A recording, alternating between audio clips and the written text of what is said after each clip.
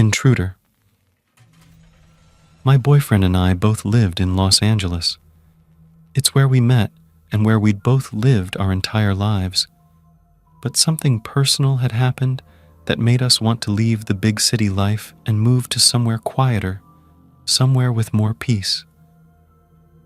My boyfriend had gone to Maine on a business trip a few years back and fell in love with everything about small towns, the scenery, and the people. He suggested we move there. It didn't take long for me to be convinced, and we decided to pack up our entire life and move there. The plan was for me to drive the moving truck across the country while he stayed 3 days to finish up at his job. We would have just waited until he was free, but we decided to take advantage of an incredibly good deal offered to us by the company that provided the moving truck. Plus, he had a car that he had to drive there anyway, while I towed my car behind the moving truck. So, I called up my brother for help, and we left. The trip was obviously very long, and when my brother and I arrived in Maine, about 4 days after we left, we were exhausted. So after unloading the truck and sleeping for about 16 hours, we decided to visit the small town, which was about 14 miles from my new house. We ate at a small family restaurant, rented a horror movie, and drove back to the house. Now, my new house was literally in the middle of nowhere. During the day, the view of the lake in my backyard was amazing. The forests surrounding my house were stunning, and everything was really beautiful. But at night, it was a whole different story. The house was incredibly creepy, and the whole property was surrounded by windows. You couldn't see anything looking out those windows at night, but I'm sure if you were outside, you could easily see what was going on inside the house. My brother had a flight booked back to LA the next day, and we got up super early in the morning to drive to the airport. I came back alone and couldn't make any phone calls or watch cable TV because we still hadn't gotten a connection. My cell phone didn't work anywhere on that property, and the only technology I had was a DVD player. I decided to try out my new fishing rod that we had bought in town. I didn't spend much time on the lake because it would get dark very quickly in Maine in the fall. I came back to the house and sat in the living room in the chair looking out the windows. As darkness settled, I realized how isolated the house was in the middle of the woods.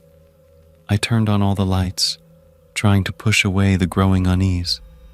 Without any curtains or blinds up yet, every window felt like an open invitation for anyone or anything outside to peek in.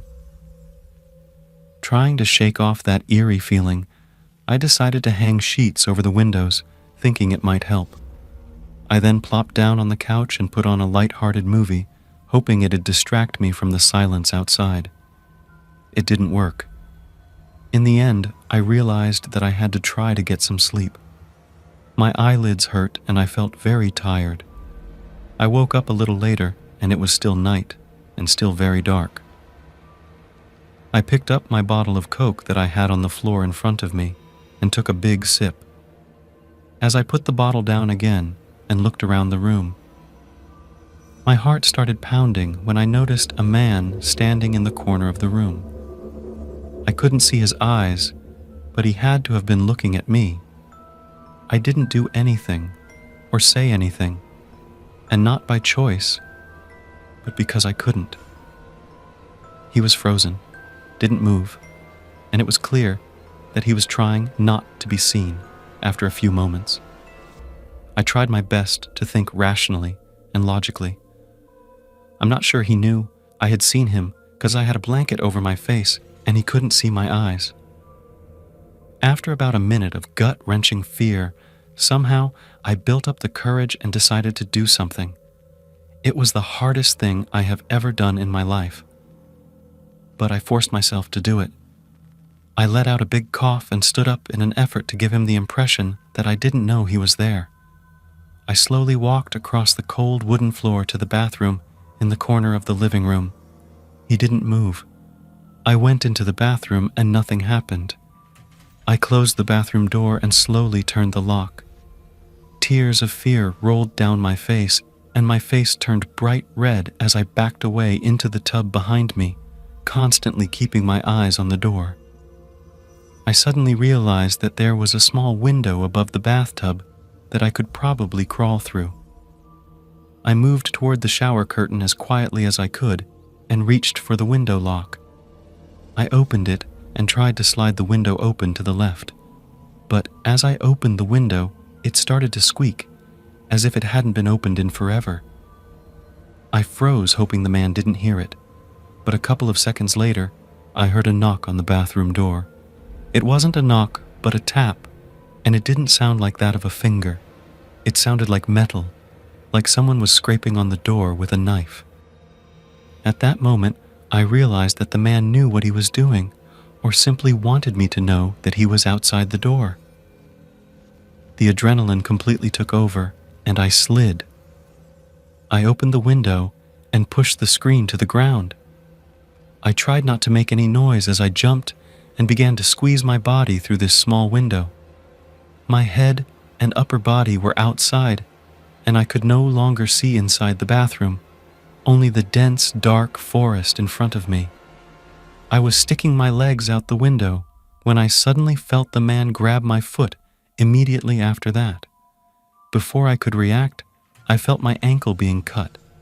I let out a scream as he tried to pull me back in, but luckily, I slipped out of his reach and fell to the ground. I started panting and felt like my heart was going to explode. I got up and looked around. I quickly ran out into the woods and fell to the ground, looking back at the house in the bathroom window. I felt my ankle throb with pain and raised my hand to reveal it was covered in a lot of blood. I looked at the house and suddenly saw the back door burst open and the man ran out. He walked up the steps and started looking around in the dark for me. But luckily, these woods were so dark at night that you could barely see your own hand if you held it out. I stood still, almost like a statue, and tried to control my breathing. He started walking towards the forest and away from me. I was lying down, and he was grunting, and shortly after I lost sight of him, I began to look around frantically, thinking that at any moment he would see me and stab me to death. I saw nothing but trees and darkness.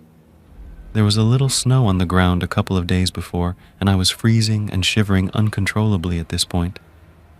About 10 minutes later, I saw the man come out of the trees where he went in and go back inside the house. I stayed out there the rest of the night, and luckily the sun started to come up soon.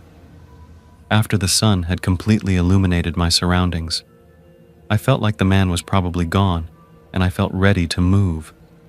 I stood up and walked around the house towards the front. I saw that the front door was open. I left it completely open. I approached slowly and looked inside. Nothing. I walked a few steps and grabbed my car keys that were hanging on a hook by the front door. I ran to my car and opened it. I got in and started the engine. I left in reverse. Out of the long driveway, drove to the small general store a few miles from my house and called for help. My ankle was cut pretty badly, but it healed after a few months with no problems. I suffered mild pneumonia from being outside during the time I was there, but nothing too serious happened. The house high school is supposed to be about friends, crushes, and sneaking past curfew. For me, though, there was another layer to it.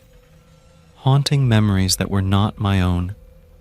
My mother always said our house was alive, that it remembered things from the past. Houses have souls too, she'd muse. But to my teenage brain, it just sounded like the same kind of stuff you'd hear in a campfire story. As time passed, I became accustomed to hearing random sounds. Sometimes they were harmless, like faint whispers from a bygone era or a gentle tapping on the window pane. It felt almost as though the house was singing to itself, lost in some reverie. Mom said these were echoes, remnants of the people who'd lived there before us. She'd often say she saw and heard things, faces from the past, voices of long-gone children. Dad and I dismissed it as her overactive imagination. Then, one day, the echoes got louder. It was an ordinary evening, and I was the only one home. After a particularly tiring day at school, I decided to take a long shower. As the hot water relaxed my tired muscles, I let my mind wander. But as I was lost in thought, a familiar rustling sound came from outside the bathroom. Mom must be back from shopping, I figured. The sounds continued, and it felt comforting to know I wasn't alone in the house. After I finished my shower, I began to brush my teeth, the door slightly open to let the steam out. The rustling grew louder, accompanied by the unmistakable sound of the fridge door closing. Exiting the bathroom, I headed to my room, my thoughts on my day. I was halfway through picking out my clothes when the noises from the kitchen persisted. "They must have bought half the store," I muttered, chuckling to myself. As I dressed, a sudden, overwhelming sense of dread enveloped me. My heart started to race. I told myself it was silly to feel this way, but the feeling persisted. Once ready, I hesitated, listening intently. The kitchen was silent now.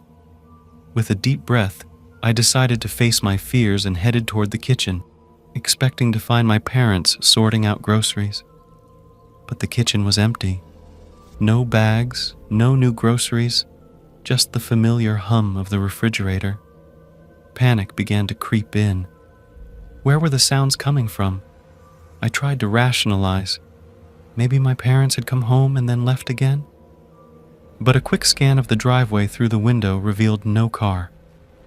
Feeling cornered and vulnerable, I stepped out of the house, the crisp evening air helping to clear my head a little.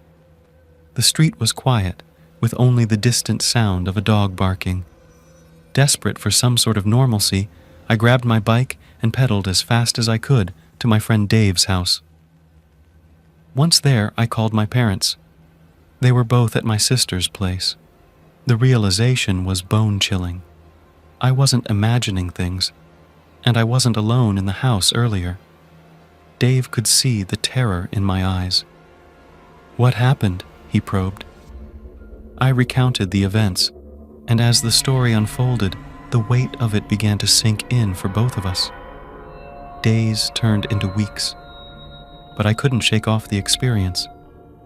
Every time I was home alone, every creak, every whisper would make my heart race.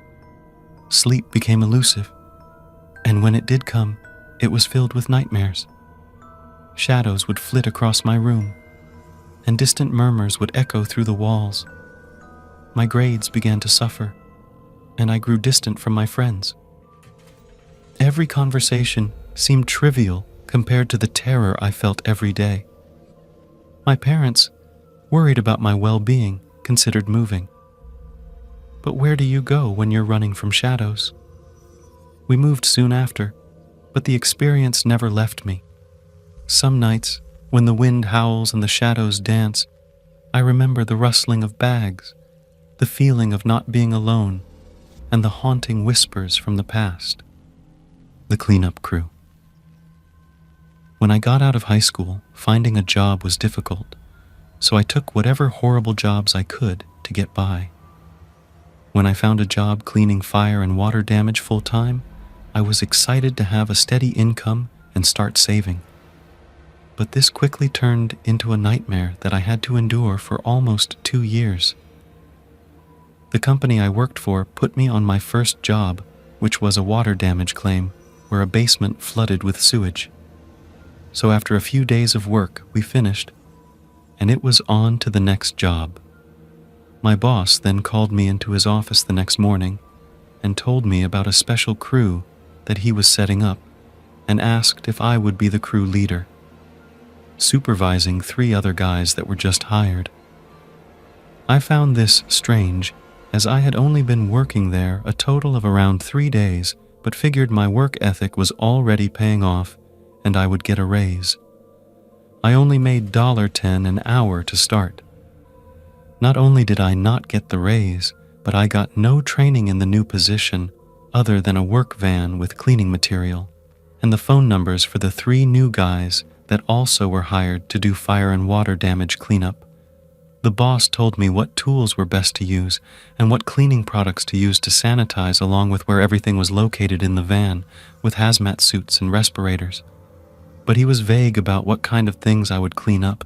He just said the situations were always different and I would get detailed instructions each job. He called my position as CSC crew leader. The boss told me that I would never have to see the deceased, as the coroner would have the remains gone by the time my crew got there, and to use my logic to determine what needed to be removed from the homes and what could be cleaned. The first job I had in my new position, which the boss told me about when I got to the office, was cleaning up the remains of an elderly man or woman who died in their house and had been laying in a chair. When we arrived, the coroner had me come inside to show me a few things that were considered hazardous materials and needed to be removed due to the risk of disease. I guess my boss knew a few people from the county coroner's office, and much of the work came from their recommendations. Not only was the deceased still in the house, but was fully visible to me and the other guy, and you could smell the rot through the masks as the house had no AC. And this was mid-June. The coroner was backed up and waiting on additional people to show up to load the body as it was falling apart.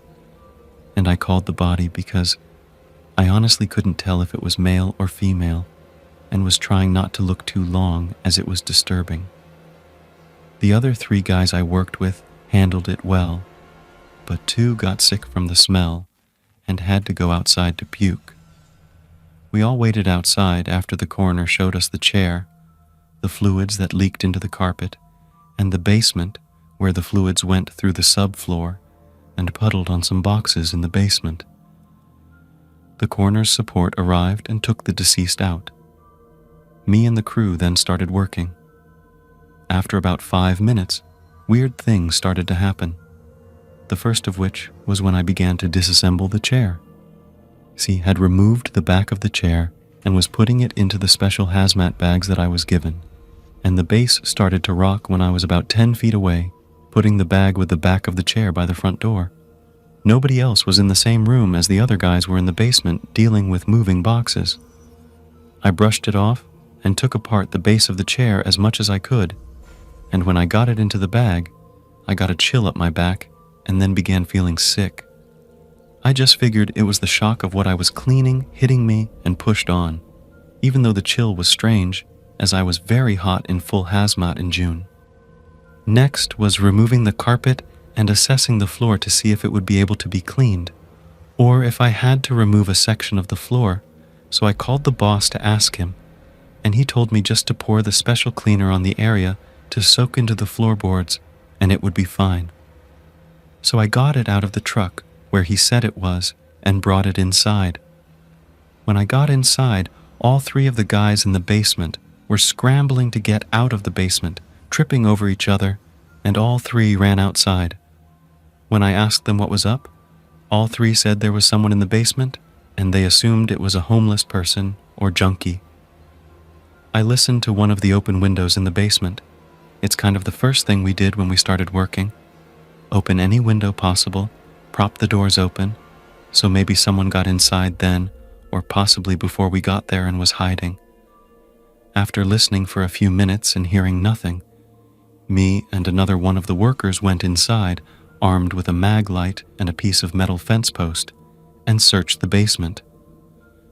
Nothing was down there but the footprints of the shoe cover we used, but when we started up the stairs, we heard a horrible hacking cough from somewhere in the basement.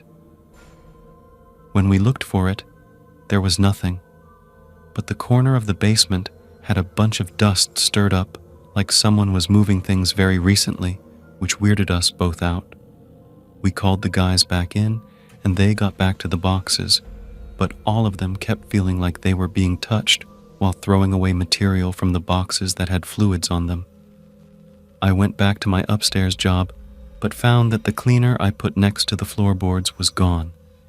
I started getting frustrated, as it was the only jug I had of this cleaner, and I clearly remember it being set next to the area before the guys ran up the stairs and my attention was redirected. I began to take out the trash, figuring I would find it eventually, or the basement guys took it to the floor, and I found it on its side, behind the bag that had the back of the chair. This was impossible. There were like 6 other bags in front of this one near the front door, and this was a gallon bottle of cleaner. Again, I got a chill, but this one was brought on by what sounded like a whisper that I could not make out the words to. Cleaned the floorboards and moved out the trash. The job was complete. That night, each member of my crew had a dream about an older man telling us that we were not welcome in his home, touching his belongings, and that we needed to leave. In my dream, I was alone in his house. The old man cried and told me I was destroying his things and he couldn't replace anything. He was trying to push me out of his house, but it was like I was ignoring him. Even when he would push me and scream at me, no reaction from me. He then threw my cleaner into the garbage pile I had made by the front door, exactly where I found it. 2 of the 3 guys in the crew told me their dreams about the old man pushing them as they went through boxes of ruined pictures and other old stuff that needed to be thrown out due to the risk of disease from his fluids. They also said it was like they had no control and were on autopilot. They said they were so sad but couldn't do anything. The thing that got me about the dreams of the other 2 guys was they both said the man was getting so upset that he began violently coughing, and that the man kept grabbing their arms when they would touch boxes or throw things into the trash. Neither of the guys was in the house when me and the other guy heard the coughing from the basement. Might just be a coincidence, or it might have been something bigger. I don't know. The dorm. When I moved for university, I could tell something was off. Leaving behind the quiet north to live elsewhere in the UK was a shift. Now, I was sharing a home with 4 other girls. Our place was tucked away at the end of a quiet cul-de-sac, with all the buzz of shops and bars close by. My room was on the ground floor, which used to be a living room but was converted into a bedroom. A standout feature? The massive bay window overlooking the front. Considering our house's setup, no one would be wandering past our front unless they had a reason to be there. I'd only been there 2 weeks when a late-night event rattled me. That night, only one other roommate was home, and her room was upstairs. It was around 2 a.m., and I was sitting in bed watching Netflix. I usually didn't stay up this late, but I was talking to a new guy at the time, and often stayed up very late just to talk to him. New relationships are very exciting. I remember wanting to go to sleep around 12:30 and decided to stay up a little longer just to talk to him. I'm very glad I did. At the time, I was quite naive and didn't really think much about the dangers of not closing doors or leaving windows open. I grew up in a very safe area where we never had to lock our doors, so I wasn't out of this mentality. But this experience definitely changed that. Even though I had one of my windows slightly open and my curtains were open too, the curtains didn't matter much. The way the house was built, the garden and trees were right in front of my window, meaning no one could see in, unless they were standing directly in front of it. Being so naive, I didn't think it was a possibility that anyone would try. I was half lying, half sitting on the bed, with my laptop in front of me. I didn't have my laptop on too high a volume since there was another person in the house, and I wanted to be respectful.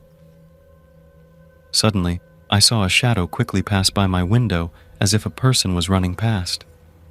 I immediately froze.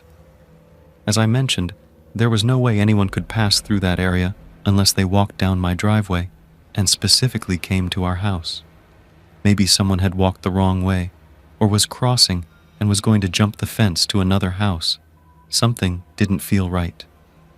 However, I left my laptop on and looked at the window for just a second. I couldn't see anything outside as it was so dark, but I could make out some kind of shadow on the wall right next to it. For a second, there was nothing. Then the shadow of a man passed by once again. Another shadow, of a different man, followed about 2 seconds later. At this point, I knew something was wrong. I immediately closed my laptop, hoping that if they looked in my window, they wouldn't see me. A little time passed, maybe a minute or two. I sat in total darkness, waiting to see if I could see anything else. After a moment, another shadow of a man passed by my window in the opposite direction. It was as if they had both walked in front of my window towards the back of the house, but only one had returned. At that moment, I was sure something was wrong, but I couldn't act. My brain was trying to process a million things at once, and I was so scared I froze. I felt that if I moved, they would know I was there, and I had no idea if that was a good or bad thing. As far as I knew, they were expecting a 19-year-old girl to be inside. I didn't want to risk letting them know I was aware of their presence. I was also completely naked under the covers, and it crossed my mind that if I got up, someone might look in the window and see me naked. Who knows what they would do then? After what seemed like an eternity of just sitting there, I heard a loud knock on my window. It sounded like someone had hit it with a rock with great force. I assumed they were trying to break it, and I panicked. I can't explain what was going through my mind, but it was almost like I was waiting for something final to happen, as if I was being overly dramatic. After the loud noise, maybe 30 seconds passed. Suddenly, my curtains started moving, and I could see a hand trying to push them aside. I looked and saw the figure of a man entering through my window. He was halfway in, with the upper half of his body already inside my room. That's when my mind finally decided it was a fight or flight situation. I got up and ran to my door on the other side of the room. It was locked, so I had to find the key, turn it, and then open the door and run out while making a huge amount of noise. I ran upstairs and knocked on my roommate's door, still completely naked. I must add that the image she must have had when she opened the door is quite funny to think about. She opened the door almost immediately, which I thought was strange for being 2 a.m., but I was grateful. I told her what happened, and we closed her door and started to panic. Neither of us knew what to do. We had never been in a situation like this before. Being young and a bit naive, I decided to call my mom. She was completely unhelpful in this situation, but I wasn't thinking clearly. She said to call the police immediately. Obviously, we called the police because we didn't know if the men were still in the house or not. They arrived within 2 minutes, as it may have been an active robbery. I had left my laptop and all my belongings in my room, other than my phone. The phone was in my hand when I ran, so if they were in my room, they would have a lot to take away. The police arrived and we threw some keys at them from the upper window so they could enter. They searched the entire house from top to bottom and found no one. I came down when they assured us everything was safe and checked my room. They hadn't taken anything. I knew for a fact that they must have broken in, but my laptop was still there, clear as day on my bed. Surely that would have been the first thing they had taken. The police thought I must have scared them by getting up, as they must not have expected anyone to be home. Maybe they thought the room was just a place to live.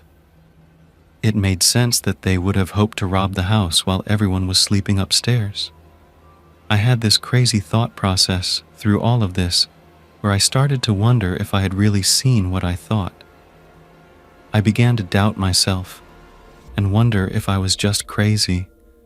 When I went down to check my bedroom window, although it was completely open to its fullest extent, while I had only opened it a small crack at most, this only confirmed that what had happened was completely real. I learned a valuable lesson about leaving the windows open that day. That's for sure. While the police were there, they were radioed about an attempted robbery a couple of blocks from mine, and they suspected it was the same two people. But nothing was said again. They haven't caught them. Unfortunately, they told us that if they caught anyone involved in a similar crime, they would get back in touch. But to this day they haven't. So they have either been caught and are not connected to my case, or they have never been caught.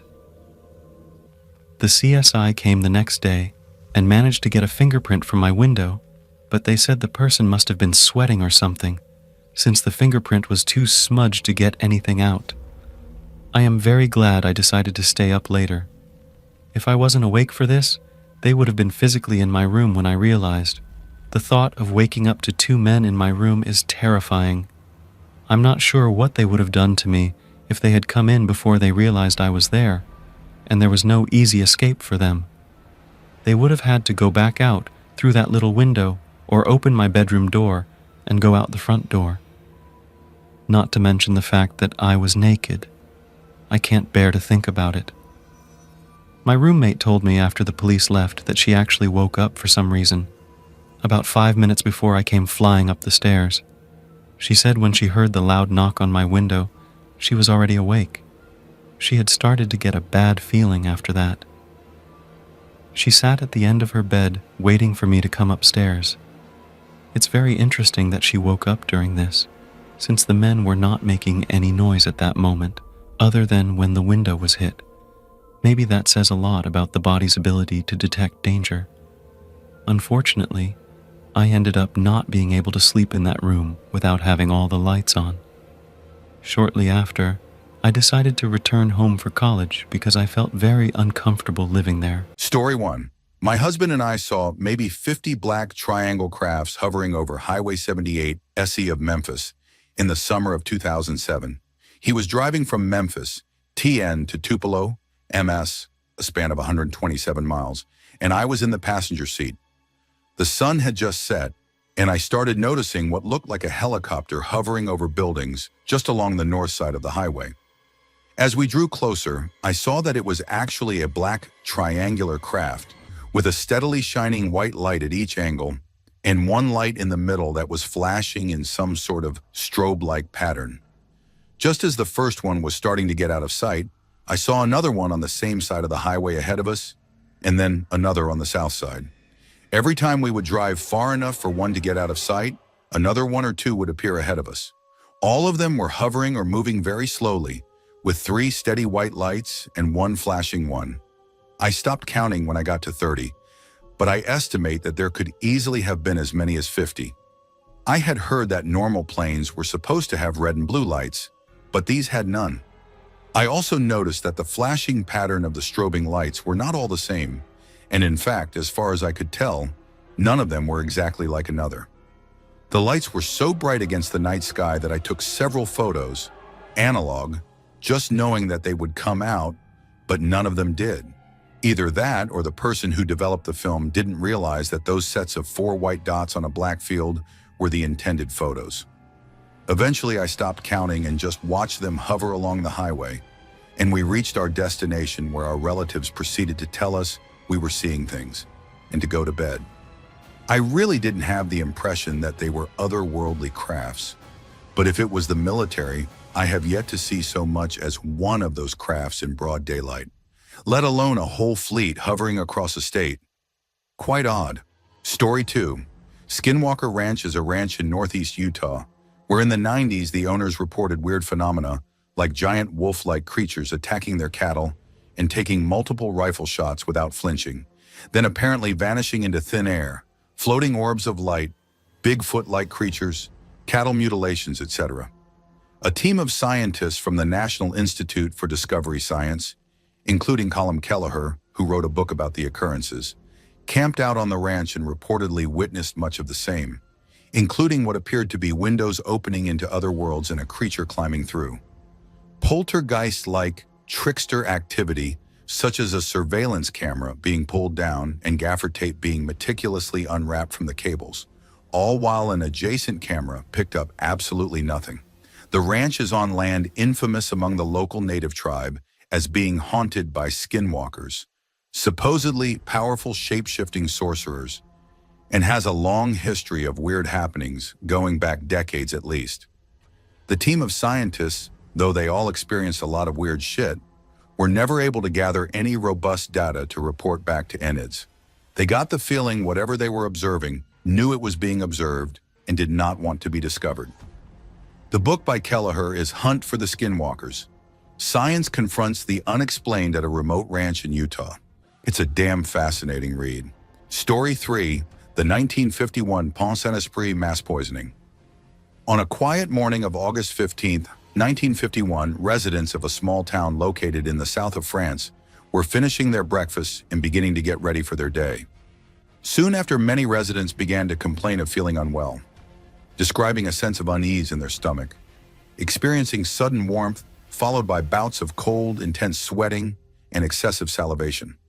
It wasn't long before a plague of madness seemed to strike the town, jumping from one person to the next, as the residents began to act out erratically, some even violently, describing deep and vivid hallucinations, often of animals in flames. As the day progressed into night, the symptoms remained, those afflicted now suffering from insomnia and intense irritability.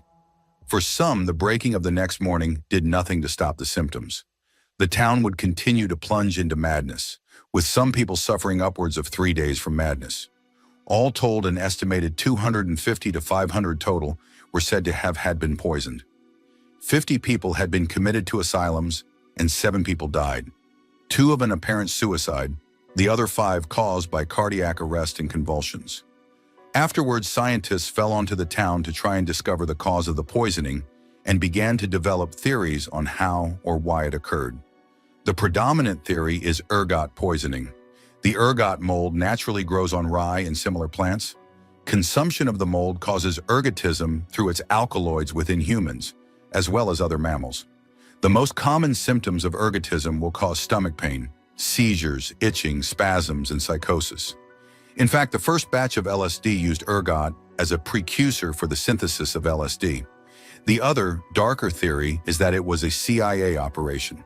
At the time, the CIA was running experiments to determine if LSD could potentially be weaponized. 2 pieces of evidence are often used to link the CIA, in some fashion, to the area.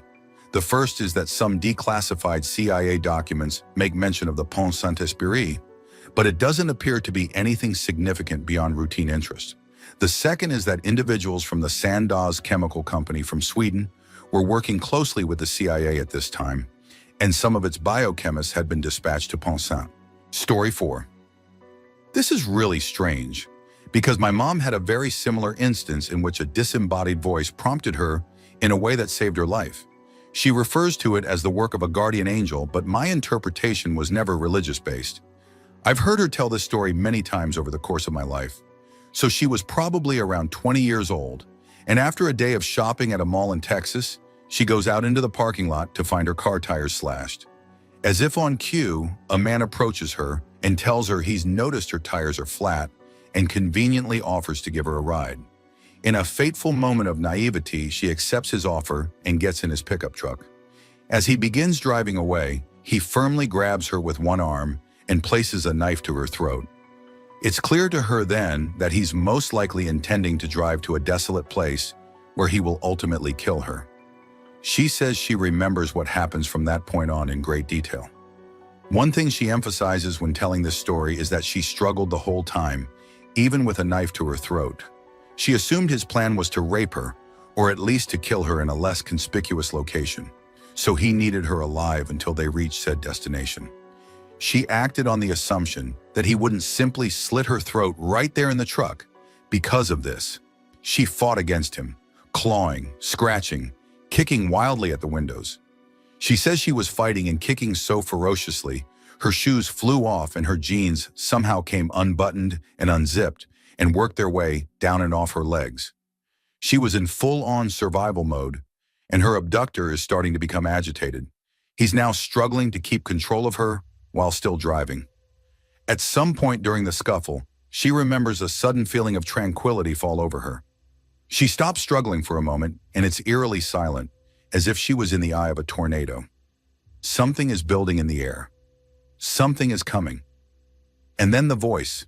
Amidst the silence, she suddenly hears an inexplicable voice, like a harsh whisper urge her to act. Now, it says. In that moment, she has the mysterious impulse to jerk the steering wheel violently. As she does this, the man freaks out and instinctually, he releases his hold on her to correct the wheel. She flings herself at the car door, opens it and hurls herself out onto the highway, where she rolls a couple of times towards the side of the road. Despite the truck driving at roughly 70 mph when she leapt, she isn't injured beyond a couple of minor scrapes, something she also relates to being a miracle.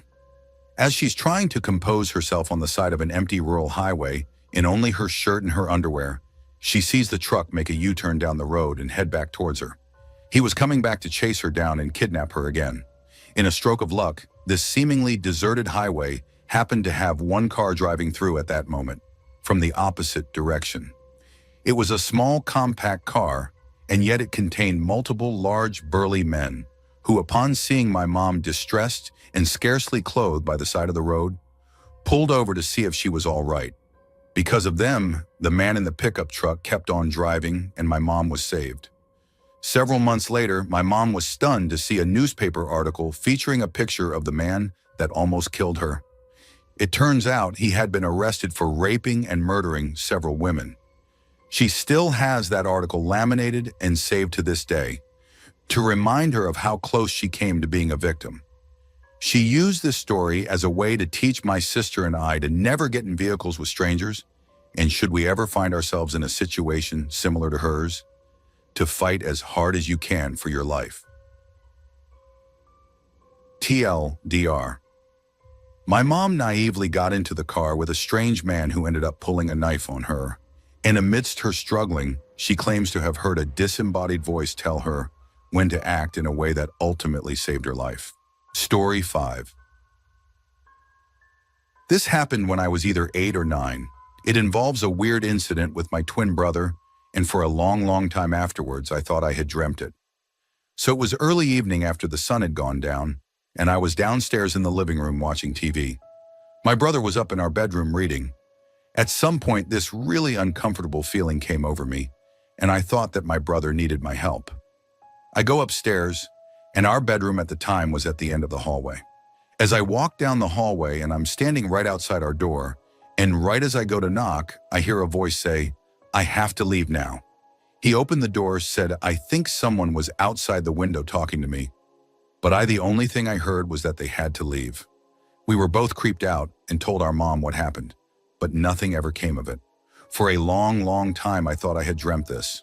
But a few years ago, my brother asked me, "Hey, remember that time when we were kids and someone was talking to me through the bedroom window? Remember how he left right when you came in the room? What the hell was that?" Because he remembered exactly the way I do, I'm convinced this really happened. Story 6. When I was 19 and my best friend was 20, we are nearly 40 now, we were driving back to my house after visiting someone at work. We were on a somewhat busy road. It was getting dark but wasn't quite dark yet. There were street lights and business lights everywhere, so visibility was still great. This road was 3 lanes in each direction, and there was a concrete median dividing the traffic. I was in the left lane next to the median, and a traffic light was coming up. I saw a man standing in the median a good way before where the crosswalk for the light would be. It instantly made me nervous. As soon as I thought that, he stepped out to cross the street. My best friend and I both instantly braced for impact as I slammed on my brakes. We went through him. We didn't hit him, and because there was a car to my right, I wasn't able to swerve out of my lane to avoid hitting the man. I looked in my rear view and there wasn't anyone there. I had come to a complete stop, and we physically turned around in our seats to see how he had jumped out of the way. There was no one there, and no way he could have ran off or hidden anywhere that fast.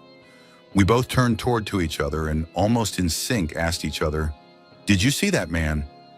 We both saw the same thing. A man couldn't describe his face, but it was a man's form, and both of us remember being confused as to why B was wearing a white robe, and both being terrified that he stepped out in front of us, like he was committing suicide.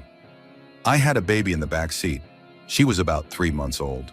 She had been crying during the drive and went silent when we came to a screeching stop, which added to the weirdness of it all. We still bring it up occasionally, and neither of us can come up with an explanation for what we saw other than something supernatural. Also, we both saw the white cloth fling across the windshield like he was hitting it, but there was no impact, nothing. It was like he went through the car. Story 7.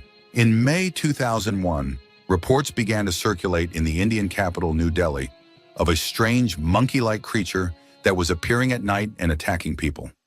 Eyewitness accounts were often inconsistent, but tended to describe the creature as about 4 feet, 120 centimeters tall, covered in thick black hair, with a metal helmet, metal claws, glowing red eyes, and 3 buttons on his chest. Others, however, described the monkey man as having a more vulpine snout and being up to 8 feet tall and muscular. It would leap from building to building like a parkour enthusiast. Still others have described it as a bandaged figure or as a helmeted thing. Theories on the nature of the monkey man range from an avatar of the Hindu god Hanuman to an Indian version of Bigfoot.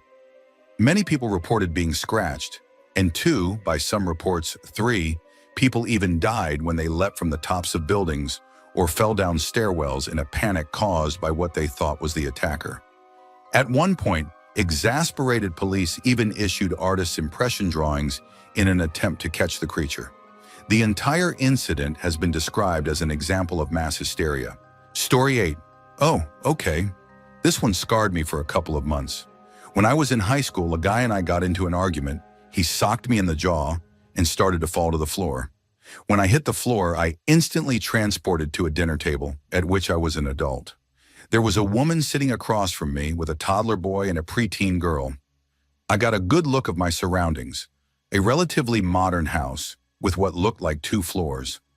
I felt like I belonged here, like I had some sort of emotional connection with all the people in the room, especially the kids. Then the woman, my wife, asked me a question. When I opened my mouth, I threw up all over the table and woke up in a stretcher in an ambulance. Hours later, I found out I just had a minor concussion. For a while, I felt like I left a part of my life behind, even if it was only for a bleak moment in that world. To this day, I can still clearly remember all their faces and what the house looked like. Story 9.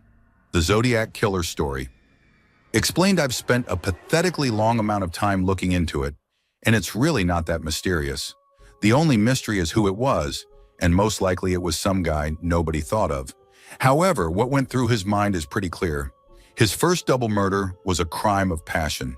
He liked Betty Lou Jensen, got jealous when she went out with David Faraday, and killed them. This murder wouldn't be interesting at all if it happened by itself, as no letters or anything happened afterwards. However, after the first murder, he enjoyed seeing newspaper articles written about him, so he decided to commit another murder of a woman that caused him jealousy. This time, Darlene Ferrin, who was one of those flirty waitresses, and Michael Mageau. This time it was more for the attention than the jealousy, which is why he made the taunting phone call to police and started writing letters. At this point, his ego was starting to inflate, so he sent a cipher for people to solve. He likely enjoyed the idea of having people trying to solve his cipher, which was filled with errors and extra letters to make it difficult. However, it was eventually solved, probably quicker than he expected. Now that he had formed the Zodiac identity, he wanted to take it to the next level. At this point, he made a Zodiac costume and attacked a couple at a park with a knife. People have wondered why he bothered with the costume, knife. He used a gun in every other murder, tying them up, telling them a fake story, etc., if he was going to kill them anyway. I believe the answer is that he just wanted to injure them and didn't realize how deadly a knife was. He got lucky that one of them survived, and he got what he wanted. Next was the murder of the cab driver. This was seen as unusual because he had attacked couples before. However, at this point, his original motive of jealousy was long gone, and now he just wanted attention and to be viewed mysteriously. In this case, he needed the cab driver because he wanted his murders to line up correctly according to his letters. It had to be one radian from another murder using a certain reference. But this time, he was almost caught.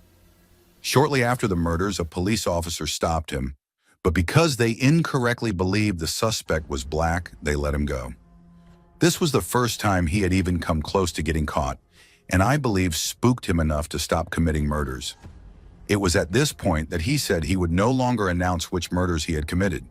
His ego was so big he thought that this would scare people, but without any confirmed murders, people just started to get bored with it and moved on to other stories. Eventually he started getting bored with it too and moved on with his life, content knowing that he got away with it and that people still discuss it today. As for the unsolved cipher, most likely it's just nonsense that he wanted people to waste a bunch of time with. The other possibility is that he made it a bit too complicated and nobody quite got what he was aiming for. In this case, it was most likely related to a passage in one of his letters that he specifically asked the newspapers to print that had the exact same number of characters as the cipher. Story 1. It was just past midnight when I left my friend's house in rural Oregon. The drive back to Portland should have taken about 3 hours, but what happened that night still haunts me to this day. About an hour into my journey, I noticed the road signs becoming unfamiliar. I chalked it up to my tired mind playing tricks on me, but as I continued driving, an unsettling feeling crept over me. The wilderness seemed denser, darker, and the few cars I'd seen earlier had disappeared entirely. Suddenly, my radio started crackling with static. I fiddled with the dial, but every station was the same. That's when I noticed the time on my dashboard, 1:37 a.m. I'd been driving for over an hour, but it felt like mere minutes had passed. Deciding to turn around, I slowed down to make a U-turn. As I did, my headlights illuminated something that made my blood run cold.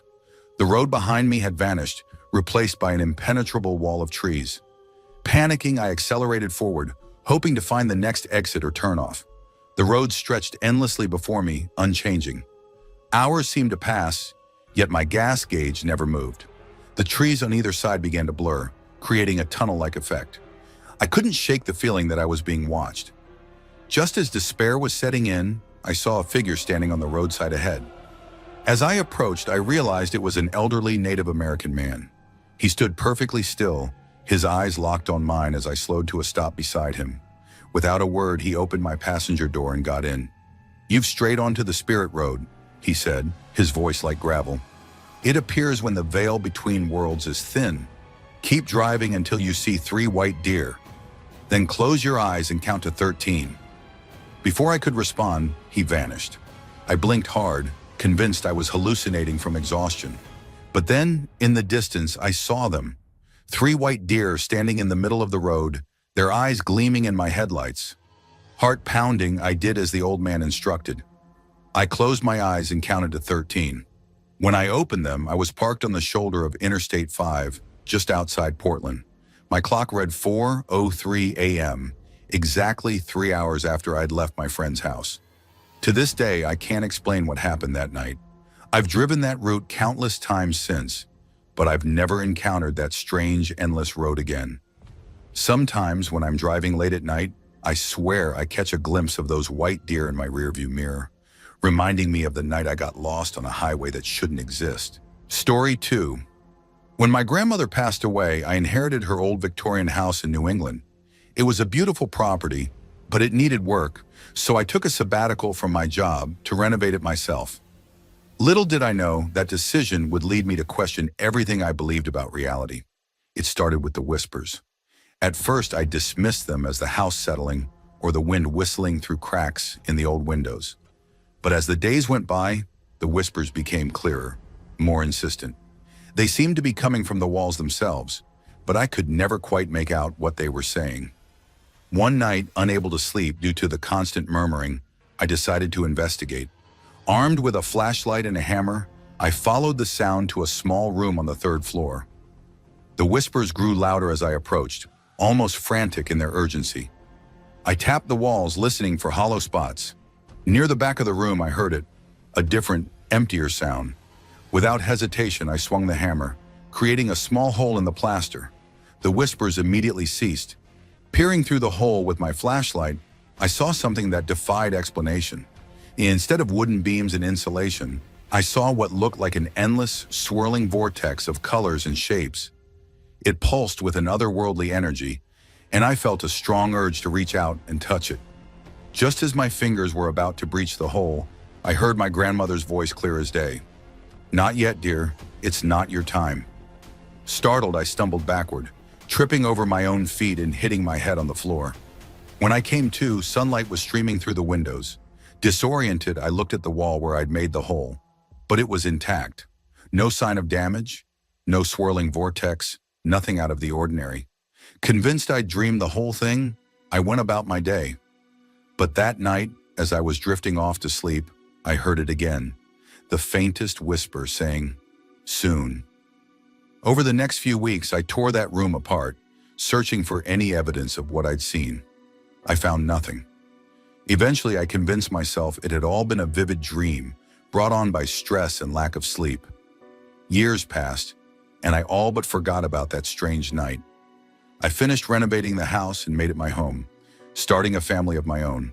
But sometimes, late at night, I swear I can still hear those whispers. And every now and then, when I pass by that room on the 3rd floor, I feel a gentle tug, as if something beyond our world is calling out to me. I've never told anyone about what happened that night. Who would believe me? But I know that somewhere in this house, hidden behind the walls of reality, there's a doorway to somewhere else. And someday, when the time is right, I have a feeling I'll be invited to step through. Story 3. As a freelance photographer, I've captured countless moments over the years. But there's one photo I'll never forget, the one that shouldn't exist. It was a crisp autumn day, and I was hiking through a state park, looking for the perfect shot of the fall foliage. As I crested a hill, I saw an old weathered cabin nestled among the trees. It was picturesque, exactly the kind of scene I'd been hoping to find.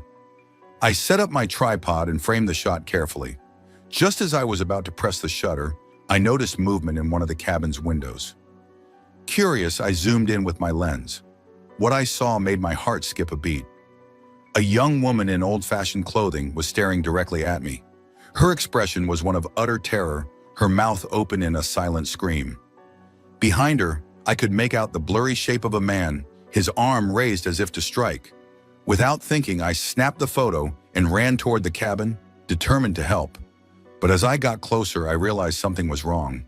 The cabin, which had looked so solid moments ago, now appeared dilapidated and abandoned. The windows were boarded up, the roof partially caved in. Confused, I circled the structure, looking for any sign of the woman or her attacker. Finding nothing, I reluctantly headed back to my car, my mind racing with possibilities. Had I imagined it all? When I got home, I immediately uploaded the photos from my camera to my computer. My hands were shaking as I scrolled through the images, searching for the cabin shot. And there it was, but not as I remembered it. The photo showed the cabin exactly as I'd seen it up close, old, abandoned, falling apart. There was no sign of the woman or the man in the window. I zoomed in, adjusted the contrast, tried every trick I knew, but the image remained unchanged. Desperate for answers, I returned to the park the next day. I found a ranger and asked about the cabin's history. His response chilled me to the bone. "Oh, that old place? It's been abandoned for decades. Legend has it that back in the 1920s, a young woman was murdered there by her husband. Some hikers say they've seen her ghost in the windows, still trying to escape. But that's just a local ghost story, you know?" I nodded numbly, thanked him, and walked away. I've never told anyone what I saw that day. The photo on my computer shows nothing unusual, just an old abandoned cabin in the woods. But I know what I saw through my lens in that moment. Sometimes, late at night, I find myself staring at that photo, searching for any hint of the woman in the window. And sometimes, just for a second, I swear I can see her eyes looking back at me, pleading for help that will never come. Story 4. I've worked in the same office building for over a decade, but what happened last month has me questioning everything I thought I knew about my workplace and reality itself.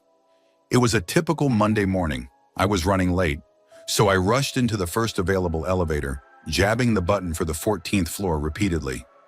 Just as the doors were closing, a hand shot through the gap, forcing them open again. A man in a pristine white suit stepped in. I'd never seen him before, which was odd because I knew most of the people who worked in our building. He nodded politely but didn't press a button. As we ascended, I noticed something strange. The numbers on the display were changing faster than usual, and they weren't in the right order. Three dots, 7, 12, 19.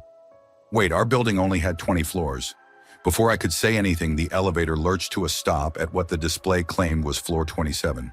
The doors slid open, revealing a sight that made my jaw drop. Instead of an office, I saw a vast, misty expanse stretching out before me. Floating islands dotted the landscape, connected by impossible bridges that seemed to defy gravity. The sky was a swirling mass of purples and greens, like an aurora borealis gone mad. The man in the white suit stepped out, turned to me, and smiled. "This isn't your floor," he said calmly, as if this were a perfectly normal occurrence. The doors began to close. Panicking, I jabbed at the buttons, trying to make the elevator go back down. Nothing happened. The display continued to show impossible numbers as I felt the elevator rising higher and higher. Just as I was about to completely lose it, the elevator dinged and the doors opened. I was back on the 14th floor, my floor, as if nothing had happened. My colleagues were milling about, starting their day as usual. Shaken, I made my way to my desk. As I booted up my computer, I noticed the time. 9:05 a.m. I'd entered the elevator at 8:57. Somehow, I'd lost 8 minutes. Over the next few weeks, I tried to find any information about the man in the white suit or the strange floor I'd seen. I asked my coworkers if they'd experienced anything unusual in the elevators, but they all looked at me like I was crazy. I even went to building management, asking about the possibility of hidden floors or elevator malfunctions. They assured me that everything was in perfect working order and that there were definitely no floors above the 20th. To this day, I take the stairs. Sometimes when I pass the elevators, I swear I can hear a faint, otherworldly humming coming from behind the doors. And every now and then, out of the corner of my eye, I catch a glimpse of a man in a white suit, smiling knowingly as he steps into an elevator that I know leads to places that shouldn't exist. Story 5. I've always been a bit of a tech junkie, constantly tinkering with gadgets and electronics. So when I stumbled upon an old Art Deco-style radio at a garage sale, I couldn't resist buying it. Little did I know that this seemingly innocuous purchase would turn my life upside down. At first, the radio worked like any other. I could tune into local stations, enjoying a mix of music and talk shows. But one night, as I was falling asleep with the radio on low volume, I heard something that made me sit bolt upright. The radio was announcing, in perfect detail, events from my day. It described conversations I'd had, down to the exact words used. It mentioned the sandwich I'd eaten for lunch and the color of the shirt worn by the barista who'd served me coffee. Thinking I must be dreaming, I switched off the radio and tried to sleep. But the next night it happened again. This time the radio wasn't just recounting past events, it was predicting my future. It told me I would receive a call from my sister at 10:17 a.m. the next day, that I would narrowly avoid a car accident on my way to work, and that my boss would announce budget cuts during our team meeting. To my astonishment, every prediction came true. Excited and terrified by the radio's power, I began to rely on it. I'd listen each night, adjusting my plans based on its predictions. I avoided bad days at work, knew exactly when to invest in stocks, and even prevented a friend's accident by warning her based on the radio's forecast. But as the weeks went by, I noticed a disturbing pattern. The future the radio predicted was becoming increasingly bleak. It spoke of natural disasters, economic collapse, and personal tragedies. And no matter what I did to try and change these outcomes, they always came to pass. One night, the radio told me that in exactly 1 month, I would die in a house fire. Panic-stricken, I fled my home, checked into a hotel, and spent the next week researching fire prevention methods. But as the predicted date approached, I realized something. In trying to avoid the fate the radio had laid out for me, I'd stopped living my life. I'd become a puppet, dancing to the tune of an inexplicable force I didn't understand. On the night I was supposed to die, I returned to my home. I took the radio out to my backyard, placed it on the ground, and smashed it to pieces with a hammer. As I did, I swear I heard it whisper, "Finally." I never bought another radio after that. I've learned to appreciate the uncertainty of life, the not knowing what comes next. Sometimes when I'm about to make a decision, I feel a pull, as if the ghost of that radio is trying to guide me. But I resist. After all, the future isn't set in stone, unless we believe it is. To this day, I can't explain where that radio came from or how it worked. Was it some kind of advanced technology, a portal to alternate timelines, or something even stranger? I'll never know for sure, but I do know this. Sometimes it's better not to know what the future holds. Some mysteries are meant to remain unsolved. Tori 6, I've always been fascinated by mirrors. As a child, I'd spend hours staring into them, imagining worlds beyond the glass. But I never thought those childish fantasies would come true in the most terrifying way possible. It started on my 30th birthday. I just moved into a new apartment, and my parents gifted me an antique full-length mirror. It was beautiful, with an ornate golden frame that seemed to shimmer in the light. I placed it in my bedroom, admiring how it opened up the space. That night, as I was getting ready for bed, I noticed something odd in the mirror. For a split second, I could have sworn my reflection smiled at me before I did. I blinked and everything was normal again. Chalking it up to birthday wine and exhaustion, I went to sleep. Over the next few weeks, these little inconsistencies kept happening. My reflection would be wearing slightly different clothes, or its hair would be styled differently. Once I saw a bruise on my reflection's arm that wasn't on my own. Each time, if I looked away and back quickly, everything would return to normal. I started avoiding the mirror, covering it with a sheet when I slept. But curiosity got the better of me. One night, I sat in front of the mirror, determined to catch my reflection in the act. Hours passed and nothing happened. Just as I was about to give up, I saw it. My reflection stood up while I remained seated. Heart pounding, I watched as it walked to my bedroom door and opened it. But in the real world, my door remained closed. Panicking, I reached out to touch the mirror. To my shock, my hand went straight through as if the glass were water. Without thinking, I plunged my arm in up to the elbow. It felt cold on the other side, and I could feel what seemed like a breeze. Suddenly, something grabbed my wrist. My reflection, grinning maliciously, began to pull me into the mirror. I fought back, bracing myself against the frame, but it was incredibly strong. Just as I thought I was going to be dragged through, I managed to yank my arm free, falling backward onto the floor. Gasping for breath, I looked up at the mirror. My reflection stood there, no longer mimicking me. It looked angry, pounding soundlessly on the glass. Then, to my horror, I saw other figures approaching in the mirror world, twisted, shadowy versions of people I knew. I threw the sheet over the mirror and ran out of my apartment. I spent the night in a hotel, trying to convince myself it had all been a nightmare. But when I returned home the next day, I knew it had been real. The mirror was cracked, with what looked like handprints pressed against the inside of the glass. I got rid of the mirror that day, leaving it at a donation center across town. Sometimes I wonder if I should have destroyed it, but I couldn't bring myself to risk releasing whatever was on the other side. Since then, I've researched obsessively, looking for similar stories. I've found a few, tales of mirrors that don't quite reflect reality, of people seeing things that shouldn't be there. Some cultures believe mirrors are portals to other worlds. After what I experienced, I'm inclined to agree. I've replaced all the mirrors in my home with non-reflective surfaces.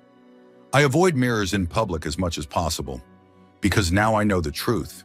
Our reflections are not always our own, and sometimes the things on the other side want to come through. Every now and then, when I catch a glimpse of myself in a store window or a rearview mirror, I watch my reflection carefully. So far, it's behaved normally, but I can't shake the feeling that somewhere, in some mirror world, another version of me is waiting for a chance to switch places. And next time, it might succeed. Story 7, I found Cafe Kronos entirely by accident. I was hurrying through an unfamiliar part of the city, late for a job interview, when the heavens opened up. Desperate to avoid getting soaked, I ducked into the nearest doorway. The cafe was unlike anything I'd seen before. It had an old-world charm, with Art Nouveau posters on the walls and a gleaming brass espresso machine behind the counter. The air smelled of coffee and something else I couldn't quite place. A hint of ozone, like the air after a lightning strike. An elderly man with kind eyes greeted me from behind the counter. "Welcome to Cafe Kronos," he said, his voice warm and inviting. "What year would you like your coffee from?" I laughed, thinking it was a joke. 2023 is fine, I replied, playing along. He nodded seriously and set to work. As I waited, I noticed the other patrons. Their clothes seemed off, vintage, but not in a hipster way. More like they had stepped out of different eras. When the barista handed me my coffee, I nearly dropped it. The cup was warm, but the liquid inside was steaming as if freshly brewed. "Enjoy your 2023 blend," he said with a wink. I took a sip and gasped. It was the best coffee I'd ever tasted, but that wasn't what shocked me. As the liquid touched my lips, the world around me seemed to blur. For a moment, I saw flashes of the future. Sleek buildings, advanced technology, things I couldn't even begin to describe. Disoriented, I stumbled to a table. The woman seated next to me smiled. She was dressed in clothes that would have been fashionable in the 1960s. "First time, dear?" she asked kindly. "It can be a bit overwhelming." Over the next hour, she explained everything. Café Kronos existed in a sort of temporal bubble. The coffee was actually brewed in different time periods and served here, where past, present, and future intersected. The patrons were a mix of regulars from various eras and accidental visitors like myself. Some, she said, had been coming here for centuries, sipping coffee from their favorite years and chatting with people from across time. As closing time approached, though I'm not sure that concept truly applied here, I realized I had completely forgotten about my interview, but somehow it didn't seem to matter anymore. I've been back to Café Kronos many times since that day. I've had coffee from years I've lived through, years long past and years yet to come. I've conversed with people from the Renaissance, the distant future, and everywhere in between. But here's the strangest part. No matter how hard I try, I can never find the cafe when I'm looking for it. It only appears when I'm not expecting it, usually when I'm lost or in need of shelter.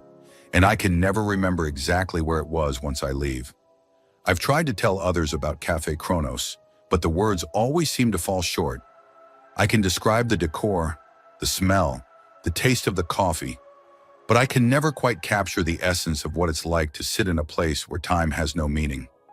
Sometimes I wonder if it's all an elaborate hallucination, but then I'll catch a whiff of that distinctive ozone smell, or I'll see someone on the street wearing clothes that don't quite fit this era, and I know somewhere out there, Café Kronos is waiting, a place where the past, present, and future swirl together like cream and coffee, and where, for a little while at least, you can escape the relentless march of time.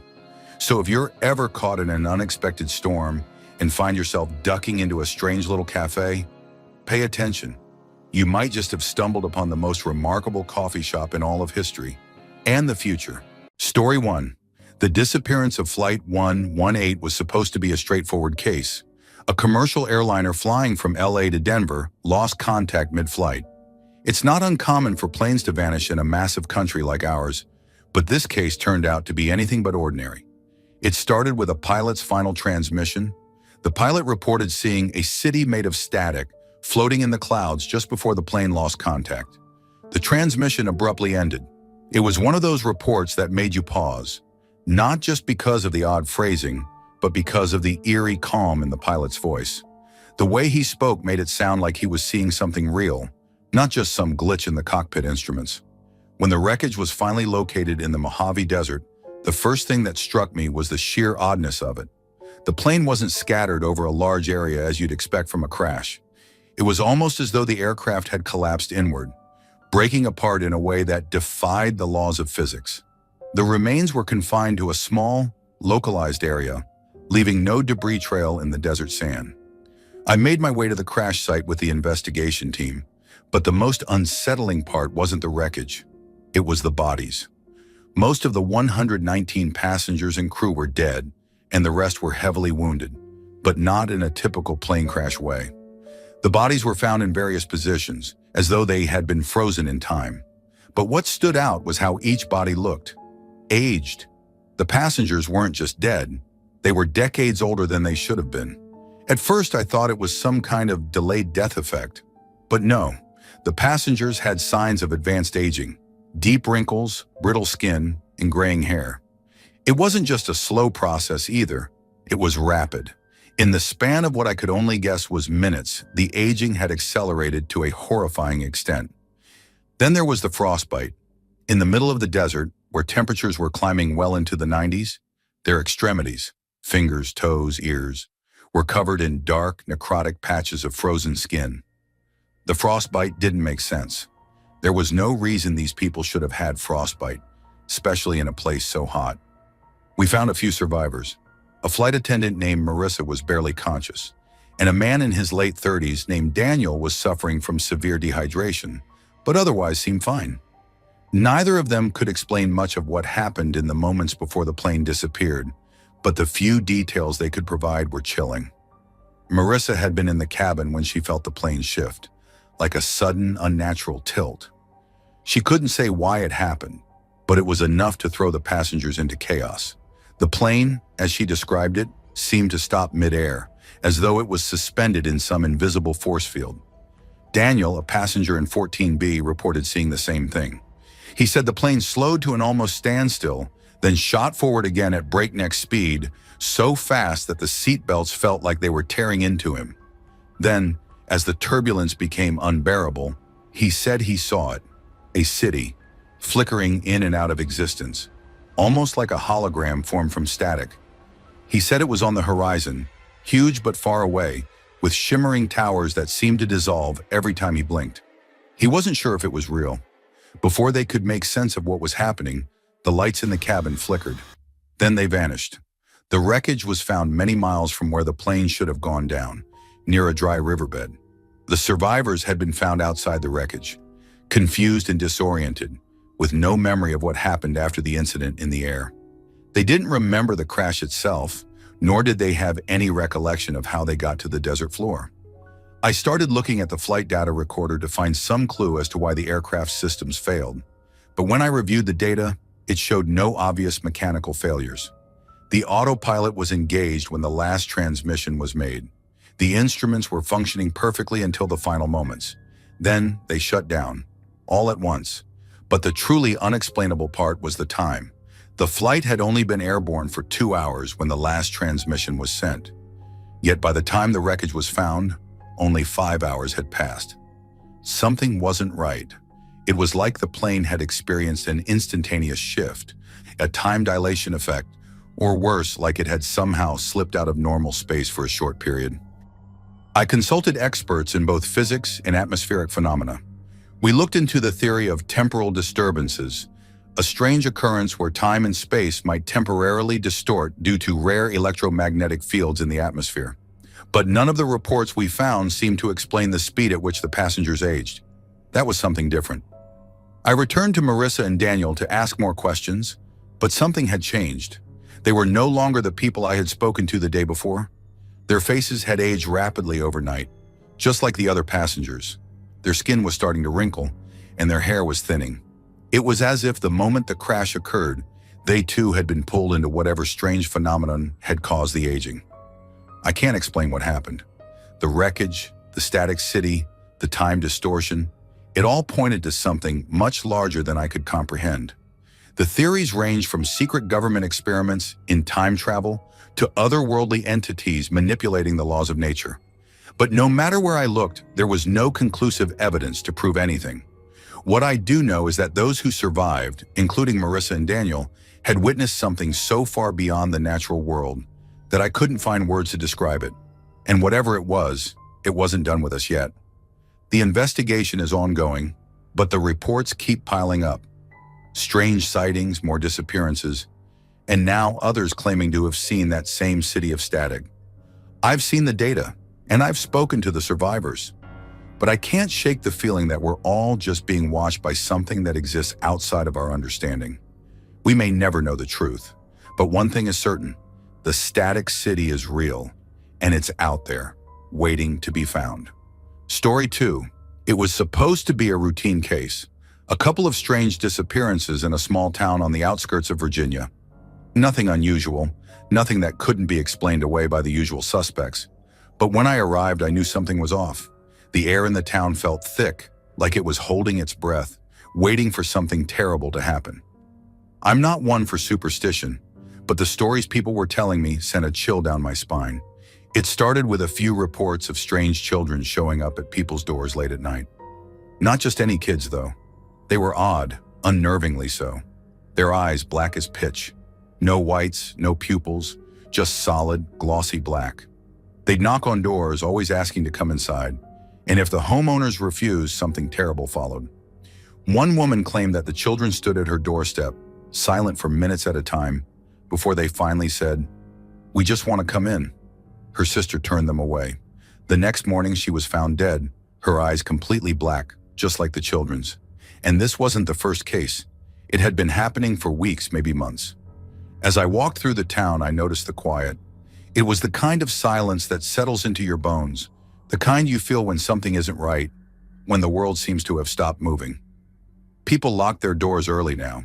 No one spoke much, and everyone avoided eye contact. The fear was palpable. It was like the town itself was trying to forget what had been happening, trying to push it out of their minds. I met with the sheriff, who seemed like a decent enough guy, but his eyes were haunted. He told me he'd been investigating the deaths, but every lead he followed turned cold. The bodies were always found in the same condition, eyes blackened, faces frozen in expressions of sheer terror. It was as if life had been drained out of them, but there were no signs of struggle, no physical wounds, just the eyes. The eyes were the only thing that linked all the deaths together. I asked the sheriff about the children, but he looked uncomfortable. He said there were rumors, stories that went back generations. No one really knew where the kids came from or what they wanted, but there were whispers of a cult, something ancient, something that had once thrived in the woods surrounding the town. A cult that had disappeared long ago, leaving nothing behind but their twisted rituals and dark history. I decided to check out the locations where the deaths had occurred. The first house I visited was dark and quiet, its front porch light flickering in the wind. The homeowner had been found dead only a few days earlier, and the family had packed up and left in a hurry, abandoning everything. I stepped inside and immediately felt it, a coldness in the air that seemed to seep into my skin. It didn't take long to notice the photographs on the walls. They were old, faded, black and white pictures of families. Most of them were unremarkable, but one stood out. It was a group photo taken decades ago, with a dozen or so children standing in front of a large, crumbling building. But it wasn't the building that caught my attention. It was the eyes of the children. Even in the faded photograph, their eyes were unmistakably black, just like the ones the witnesses described. I ran my fingers along the edges of the photo, feeling a shiver crawl down my spine. The rest of the house was empty. No clues, no signs of forced entry. Just a hollow, oppressive silence. I left quickly, my mind racing. The photo felt like a key to something larger, something buried deep beneath the town's history. That night, I walked through the woods on the outskirts of the town. The trees were dense, their branches tangled like a web, blocking out the moonlight. There was something wrong about these woods, something that made every step feel heavier than the last. It was like the air itself was thick with secrets. I came across an old stone foundation hidden among the trees, half covered in moss and overgrown vines. It was the remains of an abandoned building, too old to have been part of any modern structure. I didn't need to search long. I could already feel the dread sinking into my gut. I found what I was looking for beneath the rubble, an old weathered book. It was bound in something that looked disturbingly like human skin. The pages were brittle and torn, but I managed to make out a few words, names, dates, symbols. The text spoke of a cult that had once worshipped a being they called the One Who Sees. They believed this being was an ancient extraterrestrial entity that could manipulate reality itself. The cult had performed ritualistic sacrifices, using the blood of children to summon their god. The children were believed to be vessels for this entity, and their black eyes were a mark of possession. The more I read, the more the air around me seemed to grow colder, heavier. I could almost feel something watching me, something ancient and malevolent, waiting for me to finish reading. I left the woods as quickly as I could, but the fear had already taken root. There was no explanation for the children, no rational reason for their appearance. But what I had uncovered, what I had read, was far worse. These children weren't simply showing up.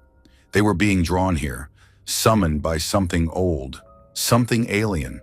They were the vessels for an entity that had once walked this earth, and it was calling its followers back. The next death came a week later. Another family, another set of black eyes. I knew then that there was no stopping it. The children had come, and the cult had awakened, and they were just the beginning. I don't know what happens next. I don't know if anyone can stop it. But I can tell you this. The children are still out there, and the thing that waits behind their eyes is real. Story 3. I've seen a lot of strange things in my years as an investigator, but nothing quite like the Denver family. The case started simple enough. Just another missing person, a small-town mystery, the kind I've dealt with dozens of times. It began with a call from the sheriff in West Virginia about a teenager who'd found a body while hunting in the woods. The body of a baby, buried in a shallow grave, deformed and barely recognizable. No one in the town seemed to know who the child was or why they were buried in such an odd spot. That's when I was called in to investigate. The town was quiet, almost too quiet.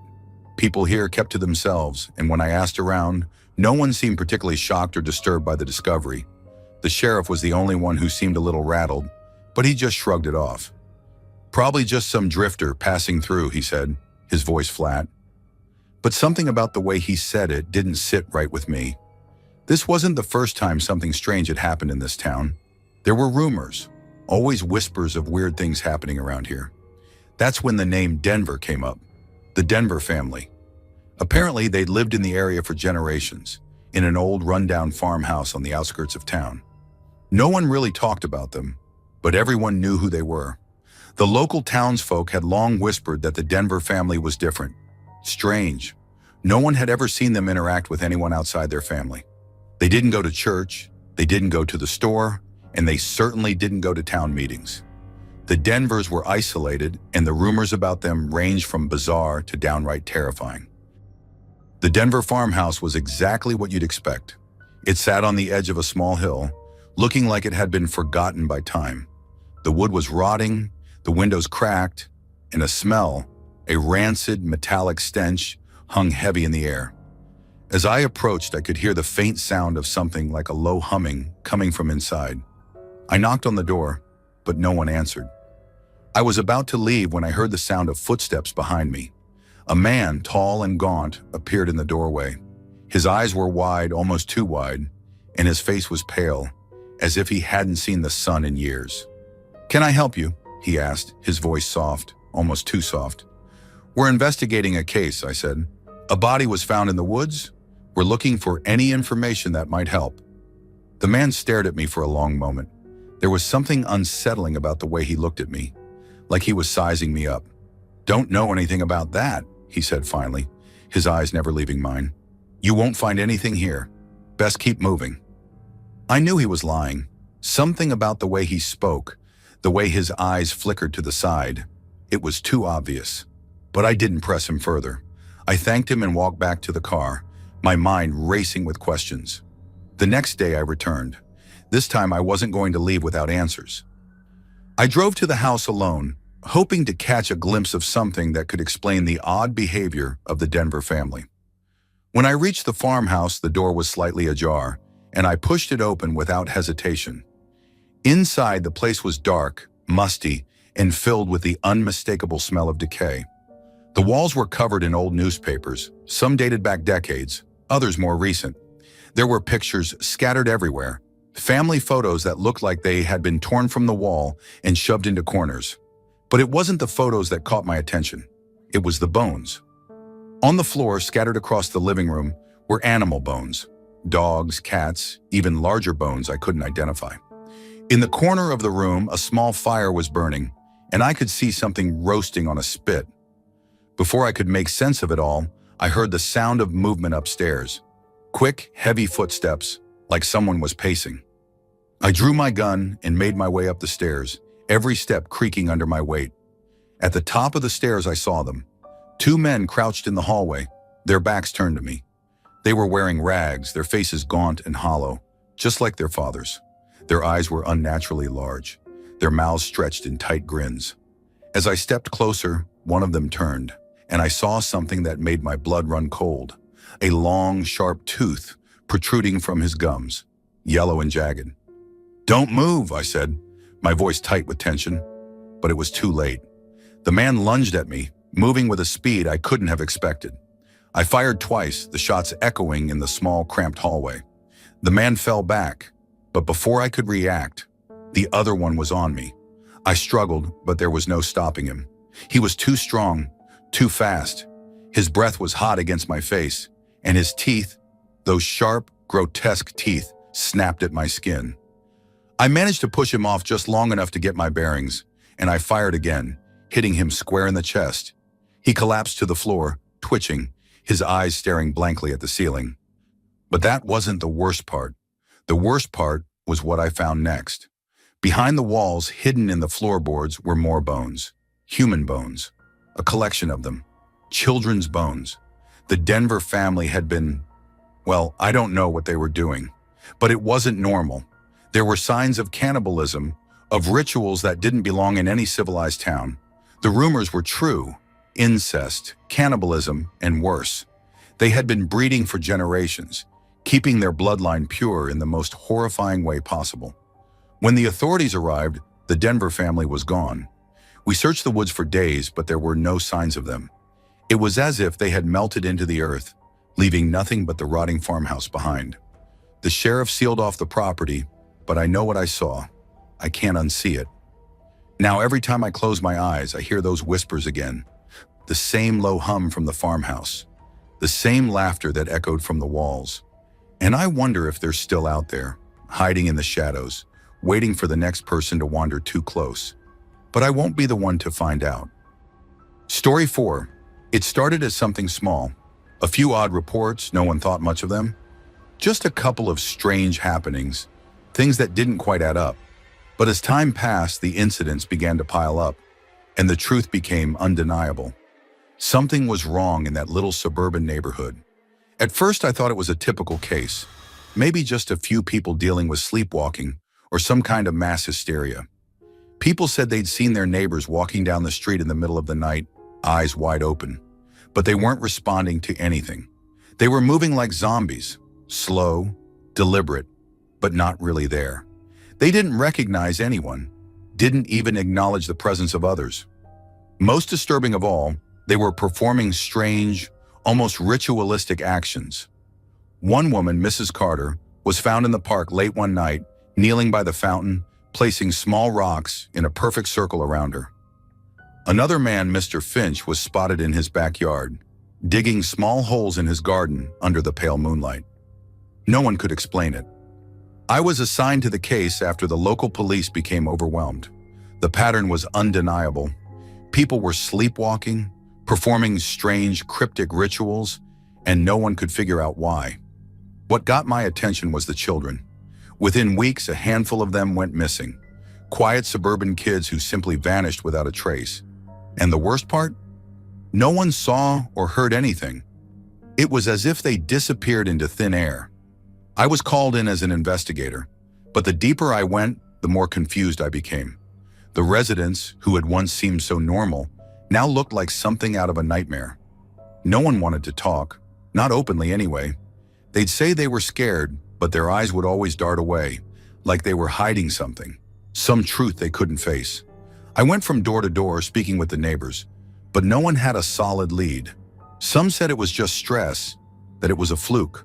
Others whispered about something worse, something dark hanging over the neighborhood. But they never elaborated, and I never pushed too hard. It was clear that whatever was going on, no one wanted to bring attention to it. One night, I decided to take a different approach. I waited until the dead of night, when the neighborhood was still, and then I went out on foot.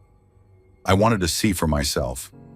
I walked down the street slowly, past rows of houses with darkened windows, when I saw them, the sleepwalkers. At least I assumed they were.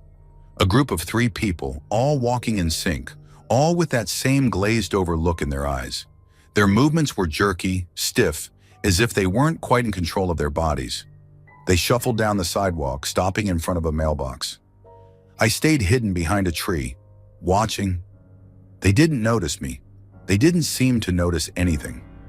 One of them, an older man, reached into the mailbox, pulled out a handful of dirt, and started rubbing it between his fingers, staring at it like it held some kind of power. The woman beside him dropped to her knees and began scribbling strange symbols on the sidewalk with chalk, her hands shaking but precise.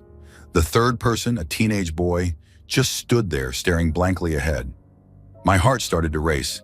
This was no ordinary sleepwalking. It felt wrong, disturbing, like something was controlling them, manipulating their every move. I kept my distance, waiting for them to leave. As they shuffled off into the night, I turned and made my way back to my car.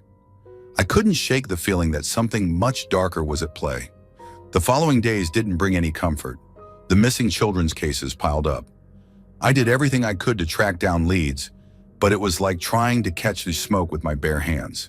The police had found no evidence, no sign of struggle, nothing to explain how or why they disappeared. It was as if they had simply evaporated. I started connecting the dots between the sleepwalking, the strange rituals, and the missing kids. I remembered something that had been mentioned to me in passing. A local pharmaceutical company, one that had been conducting trials on sleep-inducing drugs in the area. It wasn't widely known, and when I dug deeper, I realized there had been very little information about the trial's progress, and even less about its side effects. Something wasn't right. I started tracking down former employees of the pharmaceutical company, but most of them had been quietly let go, with no real explanation. A few had moved away. Some seemed almost too eager to forget they'd ever worked there. But one former lab assistant, a young woman named Jenna, agreed to meet with me. Jenna was terrified, shaking when she spoke. She confirmed my worst fears. The drug trials had been a front. The real purpose of the study wasn't to help people sleep. It was to push the boundaries of the human mind. They had been experimenting with inducing altered states of consciousness, tapping into something darker. Something that could manipulate the human mind beyond simple sleepwalking. And it was working. Too well. The sleepwalkers weren't just sleepwalking.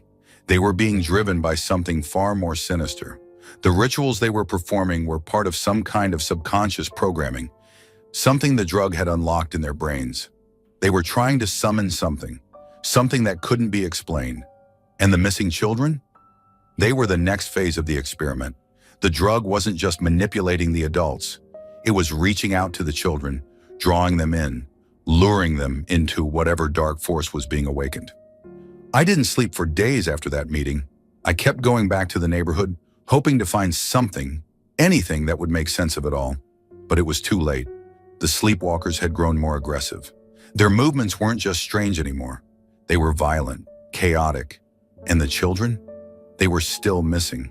Their faces fading from the memories of the residents like they had never existed. I couldn't stop it. No one could. The drug, the rituals, the disappearances, they were all part of something too big, too horrifying to understand.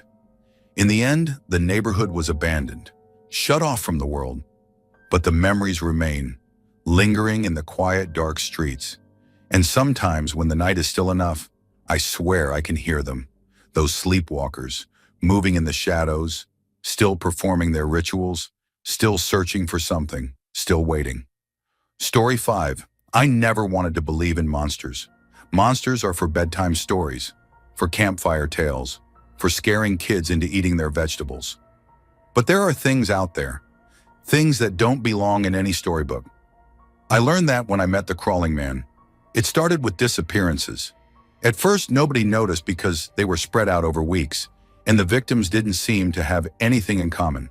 A factory worker one week, a college student the next. The police thought it was a coincidence. People leaving town, runaways, maybe even drug-related. But then the bodies started showing up. They were found in strange places, rooftops, basements, inside sealed closets.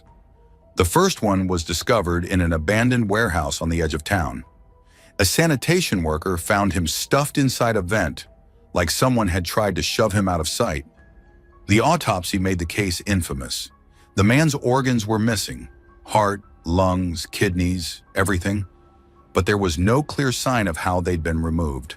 No surgical tools, no clean cuts, no evidence of a struggle. The medical examiner said it was like the organs had been scooped out by hand.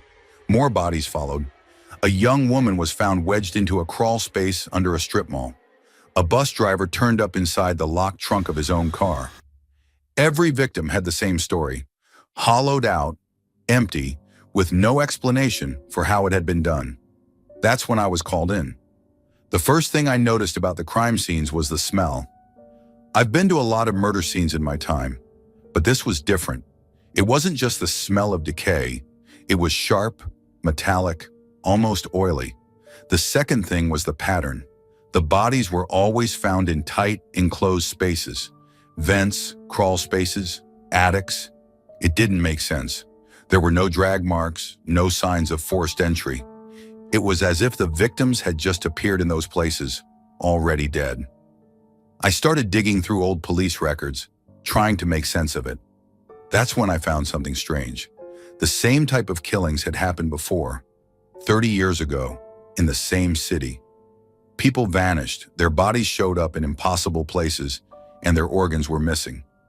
Back then, the case had gone unsolved. But the strangest thing was what happened 30 years before that, and 30 years before that. The same pattern over and over, going back as far as the records did. That's when I realized we weren't dealing with a person, not in the usual sense. As I dug deeper, I uncovered old newspaper clippings and police reports. One name kept appearing: Elias Crowder. Crowder had been arrested in 1943 after a rash of murders eerily similar to the ones I was investigating. Witnesses described him as strange, hunched, with limbs too long for his body and skin that seemed to hang loosely. He was eventually committed to the Fairhaven Asylum, a notorious institution on the outskirts of town. The asylum's records were still intact, buried in the city archives. They revealed that Crowder had been anything but a normal patient. He claimed to be over 150 years old and said his survival depended on consuming human organs. According to the doctors, he showed no signs of aging during his time at the asylum, which only fueled their curiosity and fear. Crowder escaped in 1952, and after that, the killings stopped, until 30 years later. One night, I got a call from a janitor working in an old office building downtown. He claimed he'd seen something crawling around in the air ducts, something too big to be there. I drove out to meet him, half convinced it was nothing. The building was ancient, the kind of place that felt alive in its own way. The floors creaked under my boots, and the fluorescent lights flickered in the corners. The janitor was waiting in the lobby, pale and shaking, but by the time I got there, he'd decided he didn't want to talk. He handed me his keys and left without a word. I started my search in the basement. The smell was there again, faint but unmistakable. It led me to an open vent, the cover hanging by a single screw. I shone my flashlight inside and saw scratches along the metal walls, like something with claws had passed through. I climbed into the duct. It was tight, claustrophobic, but I had to see where it led. The farther I went, the stronger the smell became, until it felt like I was breathing it in, letting it soak into my lungs. That's when I found the nest. It was a small room at the center of the building, hidden behind layers of ductwork and broken pipes. The walls were lined with scraps of fabric, newspaper, and bones. Animal bones, mostly, but there were a few human ones mixed in. Finger bones, ribs, a shattered skull. In the center of the room was a pile of organs, half decayed and glistening under the beam of my flashlight. And then I saw it. At first I thought it was a shadow. It was crouched in the corner, perfectly still, its limbs too long and thin to belong to anything human. Its skin was gray and mottled, stretched tight over its bones like an old leather glove. It moved suddenly, unfolding itself like a spider, its arms and legs bent at unnatural angles, and its head tilted toward me, revealing eyes that were too small and too dark, buried deep in its skull. I froze. I couldn't breathe, couldn't think. It didn't move toward me. It didn't need to. Just looking at it was enough to paralyze me. I don't remember how I got out. One minute, I was staring into those awful, empty eyes. The next, I was back in my car, gasping for air. The nest was gone when I returned with backup. No bones, no organs, no sign that anything had ever been there. But the smell lingered. Over the next few weeks, the disappearances stopped, and the case was closed. Officially, it was marked as unsolved, but I know better. I can't explain what I saw. I don't know where it came from or why it was here, but I know it's still out there, waiting, watching, crawling through the dark spaces we try to ignore. And I know it will be back, Story 1. I'll never forget the night I heard about the men on the hillside. I was young then, fresh out of university, working as a reporter for a small paper in Niterói, just across the bay from Rio de Janeiro. Back then, life seemed vibrant and full of possibilities, but that story, it changed how I saw the world forever. It started with a phone call from Paulo, an old friend from the police department. "You need to come to Morro do Vintém," he said, his voice tight. "2 men, dead. Strange. You won't believe it." Paulo wasn't the type to exaggerate. He was practical, almost to a fault. I grabbed my notepad and tape recorder, hopped on my motorcycle, and made my way to the hillside he mentioned. The road was rough, winding through dense, suffocating jungle. By the time I arrived, the sun was sinking behind the mountains, painting the sky in shades of blood and fire. When I got to the scene, the police were still swarming the area. The air was heavy, and not just with the humidity. There was something else, a stillness, like the world was holding its breath. Paulo met me at the edge of the cordoned-off area. His face was pale, his usual composure cracked. "They're over there," he said, nodding toward the top of the hill. "I've never seen anything like it." I followed him up the slope, my boots slipping on loose rocks and damp grass, and then I saw them, 2 men lying side by side as if they had simply lain down for a nap. Each wore a neatly pressed suit, a heavy waterproof coat, and a bizarre mask made of lead that covered their eyes. Between them was an empty bottle of water and a small worn notebook. I felt a chill crawl up my spine. Something about the scene was too deliberate. "Who are they?" I asked, my voice barely above a whisper. "Manuel Pereira de Cruz and Miguel José Viana," Paulo said. "Both from Campos dos Goitacazes, up north. They came to Rio 3 days ago. Nobody's sure why." I scribbled the names down, though my hands were trembling. "Cause of death?" "Unknown," he replied, shaking his head. "No signs of trauma, no blood, just, dead." I crouched beside the bodies and studying the strange mass. They looked hastily made, crudely cut from thick sheets of lead. Why would anyone wear something like that? "What's with the mass?" I asked. Paulo gestured to the notebook. "Read it." I picked it up carefully, flipping to the last entry. The handwriting was messy, scrawled in Portuguese, 1630B at the specified location, 1830 ingest capsules. After the effect, protect metals, await signal mask. I read it aloud, the words feeling alien in my mouth. "What does it mean?" "That's what we're trying to figure out," Paulo said. Suddenly, one of the other officers shouted from a nearby bush. He'd found something. We rushed over to see. It was a small bag containing receipts from shops in Rio. One for the waterproof coats, another for the bottle of water. Both purchases were made the day they arrived in the city. "It's like they were preparing for something," I muttered. "Or someone," Paulo added grimly. The sun had disappeared completely by then, and the jungle around us came alive with the sounds of insects and distant howls. The air felt heavier, pressing against my chest. "What about the capsules?" I asked. "Any sign of them?" Paulo shook his head. "If they took anything, it's long gone. Autopsy might tell us more, but..." He trailed off, his expression darkening. "But what?"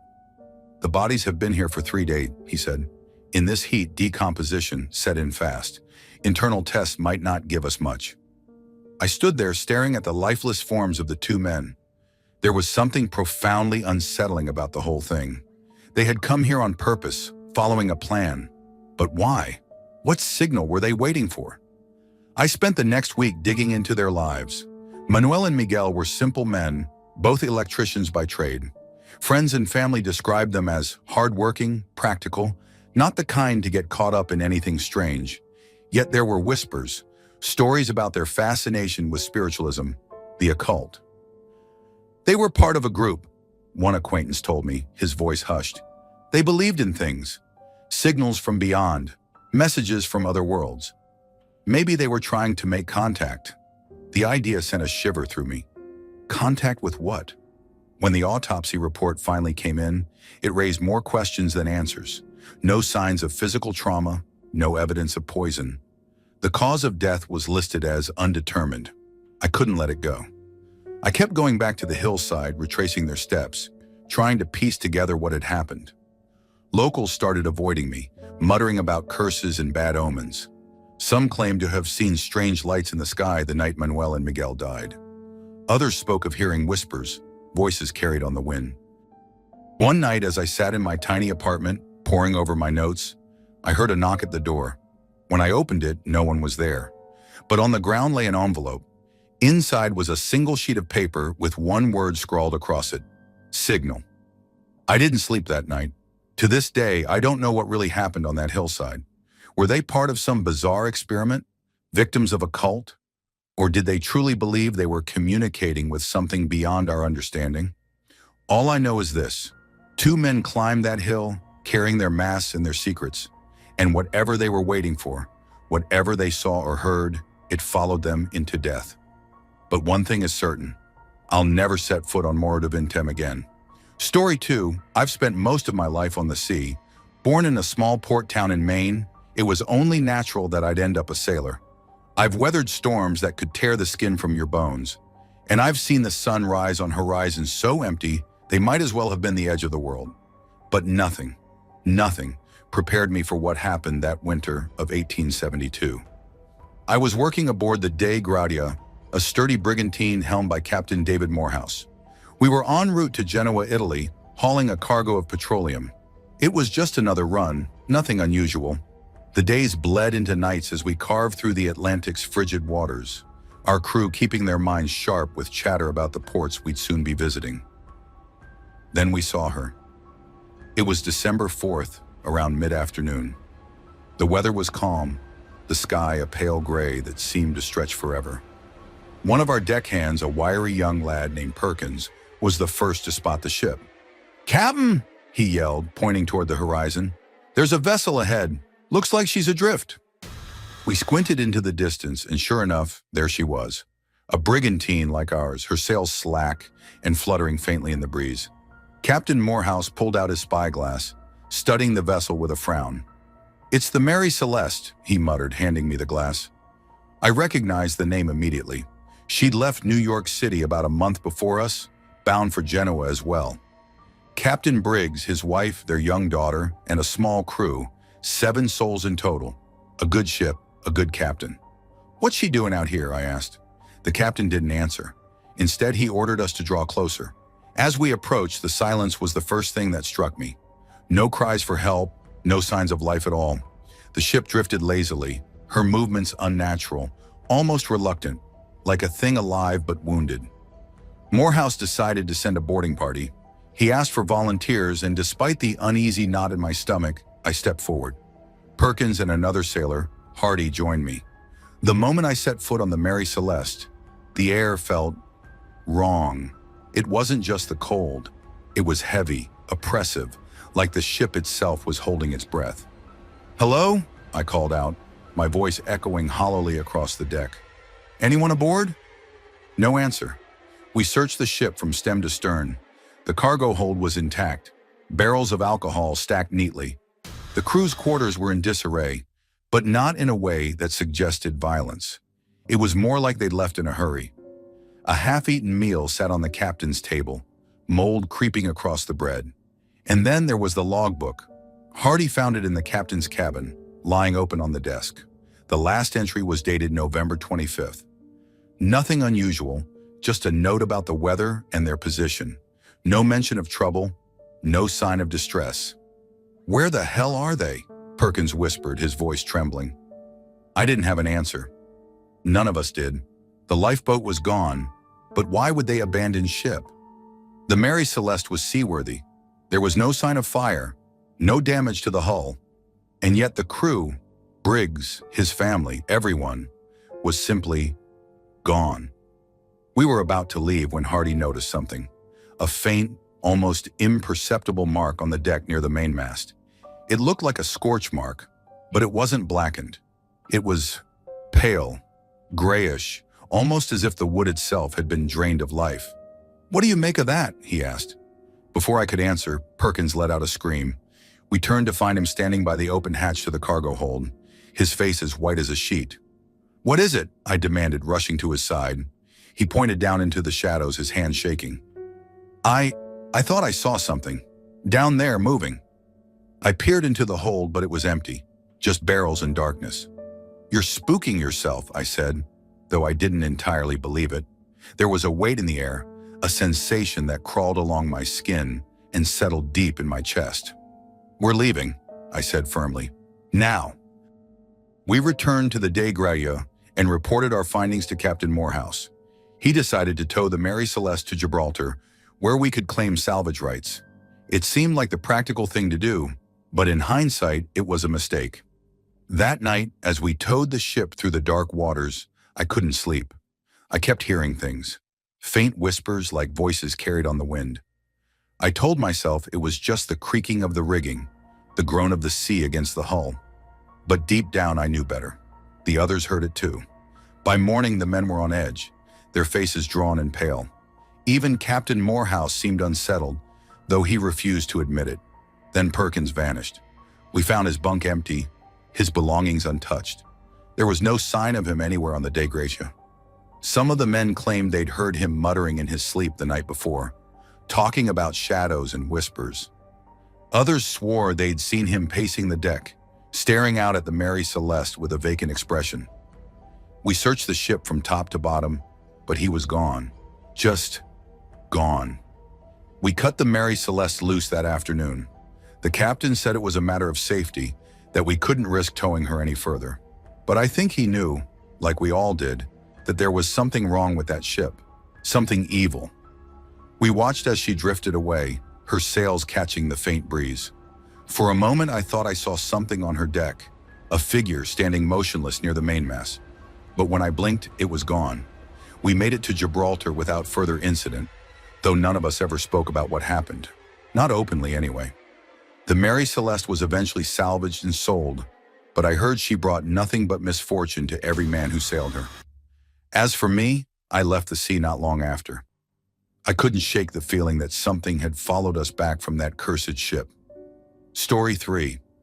I don't talk about this much. It's not the kind of story you tell at a dinner table. Even now, decades later, I hesitate to put it into words, but some things refuse to stay buried. I grew up in Woolpit, a sleepy village in Suffolk, England.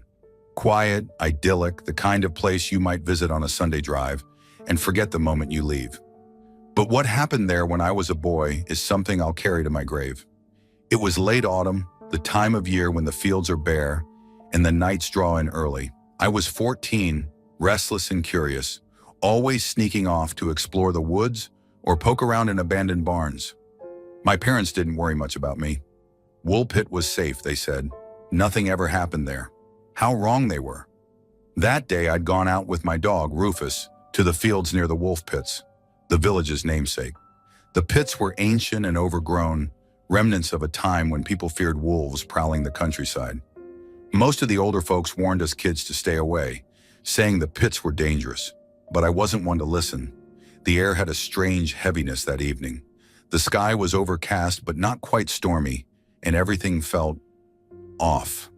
Even Rufus, usually bounding ahead, stuck close to my side, ears twitching at every rustle of the wind. I remember standing at the edge of one of the pits, staring into its shadowy depths, when Rufus started growling, a low, menacing sound, the kind I'd never heard from him before. "Rufus, what is it, boy?" I whispered, kneeling to scratch his head. He didn't respond, just kept growling, his gaze fixed on something in the trees behind us. I turned, expecting to see a fox or maybe a deer. What I saw instead made my blood run cold. Two figures emerged from the underbrush. Children. At least they looked like children. A boy and a girl, both around my age, with long, matted hair and filthy clothes that hung off their thin frames. But their skin, it wasn't right. It was green. Not a sickly green or the pale tint of someone who's ill, but a deep, vibrant green, like leaves in midsummer. Their eyes glowed faintly, catching what little light filtered through the trees, and their movements were jerky, unnatural. They didn't say a word, just stood there staring at me. The boy clutched the girl's hand tightly, his knuckles pale against her odd skin. I wanted to run, to grab Rufus and bolt, but my legs felt rooted to the ground. "Are you lost?" I managed to stammer. My voice sounded strange, like it belonged to someone else. The girl tilted her head as if trying to understand me. The boy's lips moved, forming shapes that didn't make sense. Sounds that weren't English or any language I'd ever heard. It was guttural, sharp, almost insect-like. Then they moved closer. Rufus barked furiously, his hackles raised, but he didn't charge. He was terrified. I could feel it in the way he trembled against my leg. The children, or whatever they were, stopped a few feet away, their eyes darting to Rufus before settling on me again. The girl raised her hand, pointing at my bag. I glanced down and realized she was looking at the bundle of broad beans I'd picked earlier. "Beans?" I asked, my voice cracking. "You want these?" She didn't nod or speak, just kept pointing. I reached into the bag with trembling hands and held out a handful. She stepped forward, snatched the beans, and retreated quickly, almost like an animal. The boy watched her eat, his expression a mix of hunger and fear. I offered him some too, but he just shook his head and pressed closer to his sister. By now my fear had given way to something stranger. Curiosity maybe, or disbelief. "Where are you from?" I asked. "Are you lost?" The girl looked up, her mouth full of beans. Her glowing eyes bored into mine, and for a moment I thought she was going to speak. But before she could, the boy grabbed her arm and hissed something in that awful, chittering language. She froze, her gaze snapping to the woods behind me. Slowly I turned to follow it. Something was moving in the trees, something big. I couldn't see it clearly, just flashes of a tall, angular silhouette and a pair of glowing red eyes that seemed to float in the darkness. The air grew colder, sharp with the smell of wet earth and decay. The boy tugged at the girl's arm, pulling her back toward the trees. She resisted, staring at me like she wanted to tell me something, but he was insistent. They disappeared into the shadows without another sound. Rufus barked once, then whimpered, his tail tucked between his legs. I stood there frozen, staring after them. I don't know how long I stayed like that, but eventually the cold drove me home. I told my parents what I'd seen, but they just laughed, said I'd let my imagination run wild again. "Green children?" my father scoffed. "Next you'll be telling us you've seen little green men from Mars." But it wasn't my imagination.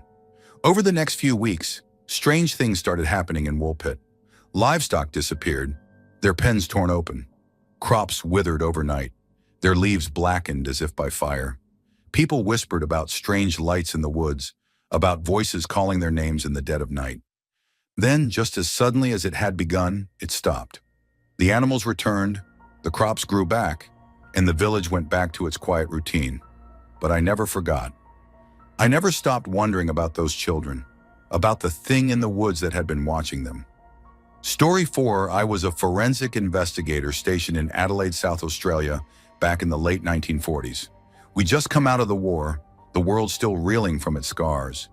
It was a time of quiet, almost deceptive calm, but that illusion shattered the day I was called to Somerton Beach. The body was discovered at dawn, lying just above the tide line. A fisherman found him, sitting propped against the seawall, his legs outstretched, his head tilted slightly to one side. He looked almost peaceful, as if he'd simply fallen asleep while gazing out at the ocean. But something about the scene felt wrong. The man was impeccably dressed, crisp white shirt, tie, tailored jacket, and polished shoes. Not a grain of sand on him, no sign he'd stumbled or struggled. His hands were clean, his fingernails neat, and his shoes unscuffed. If it weren't for the slight bluish tinge to his lips and the faint rigidity of his body, you might have thought he was still alive. I remember crouching beside him, feeling the hairs on my neck rise. His pockets were strangely empty. No wallet, no identification, not even loose change.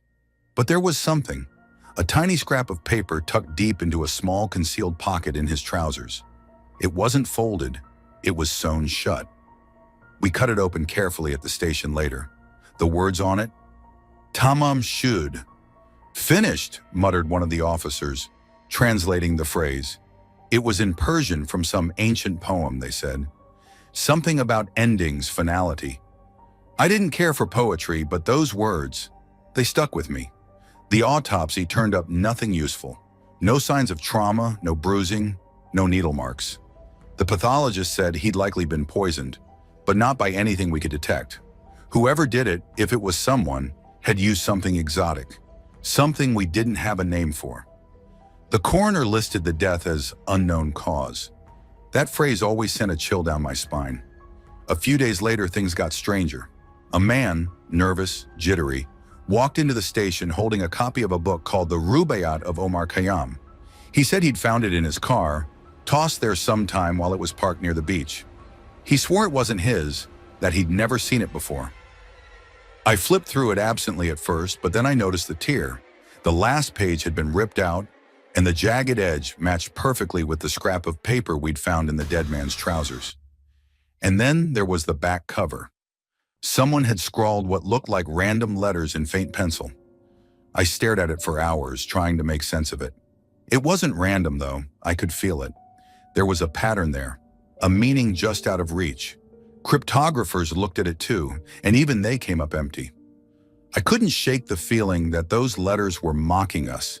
The case hit the papers, and the public went wild with theories. Some said he was a spy, caught in the tangled web of Cold War espionage. Others whispered about secret societies and occult rituals. I didn't know what to believe. All I knew was that I couldn't sleep. Every time I closed my eyes, I saw his face. Not peaceful anymore. No, something about it seemed to shift in my mind, growing darker. His expression started to feel more deliberate, more calculating, as if he'd been waiting for us to find him. Then one night, I got a call from a woman claiming she recognized the book. I went to see her the next day. She lived in a modest house on the outskirts of Adelaide. She was pale, her hands trembling as she opened the door. "I need to tell you something," she said, her voice barely above a whisper. Inside, she showed me a rubaiyat, identical to the one we'd found. It belonged to her late husband, she explained, but what chilled me was the note inside.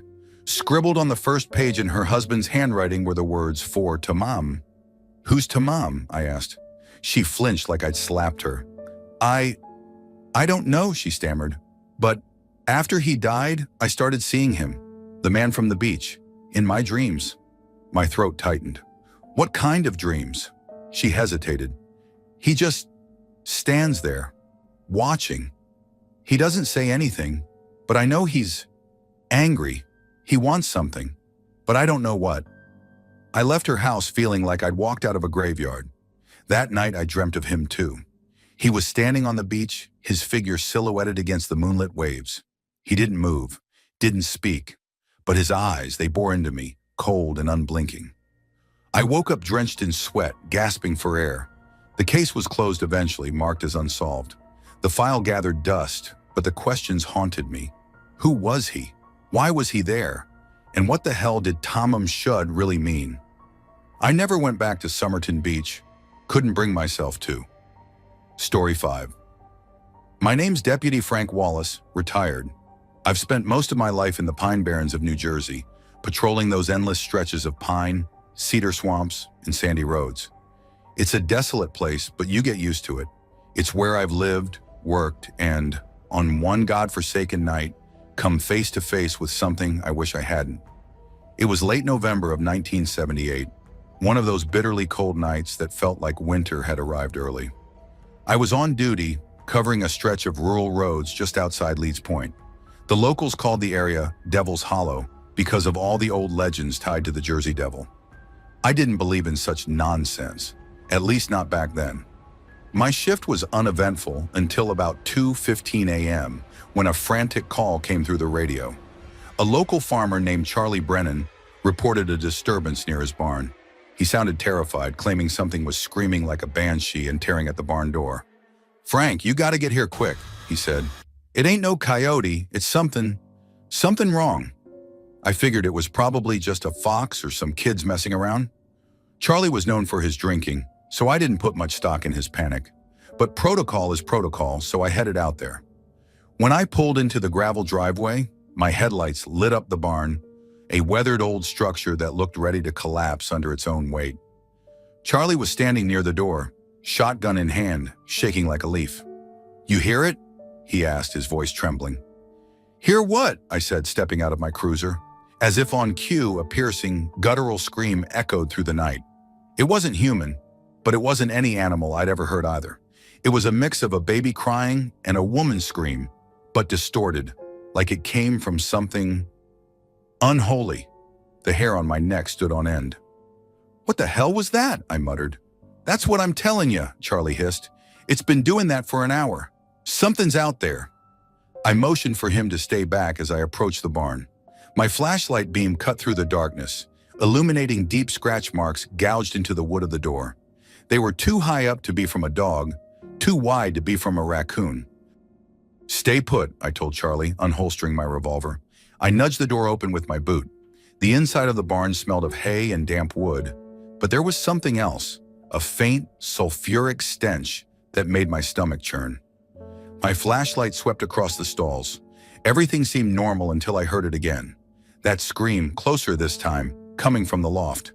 "Who's up there?" I called out, trying to keep my voice steady. No response, just the sound of wood creaking overhead. I climbed the ladder slowly, my heart pounding so loud I could hear it in my ears. When I reached the top, my flashlight revealed something I'll never forget. Perched on a beam was a figure, about the size of a large dog but shaped nothing like any animal I knew. Its body was thin, almost skeletal, with leathery wings folded against its back. Its head was elongated, with glowing red eyes that stared straight through me. I froze, unable to move or speak. The thing let out a low growl, its mouth revealing rows of jagged teeth. Then with an ear-splitting screech, it launched itself at me. I fired my gun instinctively, 3 rounds echoing through the barn. The thing didn't flinch. It just flapped its wings, filling the air with a rush of wind and dust. I lost my balance and fell back down the ladder, hitting the ground hard. Charlie was yelling something, but his voice was drowned out by the sound of that thing bursting through the barn's roof. I scrambled to my feet, my flashlight now flickering. Outside, I caught a glimpse of it against the moonlight, a dark silhouette with wings outstretched, disappearing into the trees. Charlie was beside himself. "What the hell was that, Frank? What was it?" "I don't know," I said, my voice shaking as much as my hands. We stood there in stunned silence, listening as the screams faded into the distance. I should have called it in, reported what happened, but what would I even say? That we saw the Jersey Devil? That I shot at it and it didn't even bleed? In the end, I filed it as a wild animal disturbance and left out the details. Charlie never talked about it again, and neither did I. But every so often I'd hear whispers, stories of something haunting the Pine Barrens, something that couldn't be explained. And if you ever find yourself out in the Pine Barrens after dark and you hear a scream that doesn't sound quite right, don't go looking for it. Some things are better left in the shadows. Story 6. My name is Captain James Willard. I served in the United States Air Force, stationed at RAF Woodbridge in Suffolk, England, back in December 1980. I've never shared this story publicly before. It's haunted me for over 4 decades. Some nights I still wake up drenched in sweat, my heart pounding, because I can hear it again. That sound. It was December 26th, just after Christmas, and the base was quiet. Too quiet for a place that was supposed to house some of the most advanced defense systems in the world. Most personnel were taking advantage of the holiday lull. I was on duty that night, overseeing perimeter security. Around 2 a.m., I received a call from the guard post nearest Rendlesham Forest. Sergeant Brooks was on the line, his voice trembling. "Sir, you need to come down here," he stammered. "Something's in the woods." "What kind of something?" I asked, already irritated. Brooks was steady under pressure, not prone to exaggeration, but this was unusual. "Lights, sir, bright ones, moving low through the trees." I grabbed my jacket and flashlight, signaling for 2 other men, Airman Harris and Staff Sergeant Taylor, to join me. We headed out in a jeep, driving along the base perimeter until we reached the forest edge. The air was cold and biting, and the trees stood like dark sentinels against the moonlit sky. Brooks was waiting, pale as a ghost. He pointed toward the woods. "It's still out there, sir. You'll see it." The 4 of us entered the forest, our boots crunching on the frosty underbrush.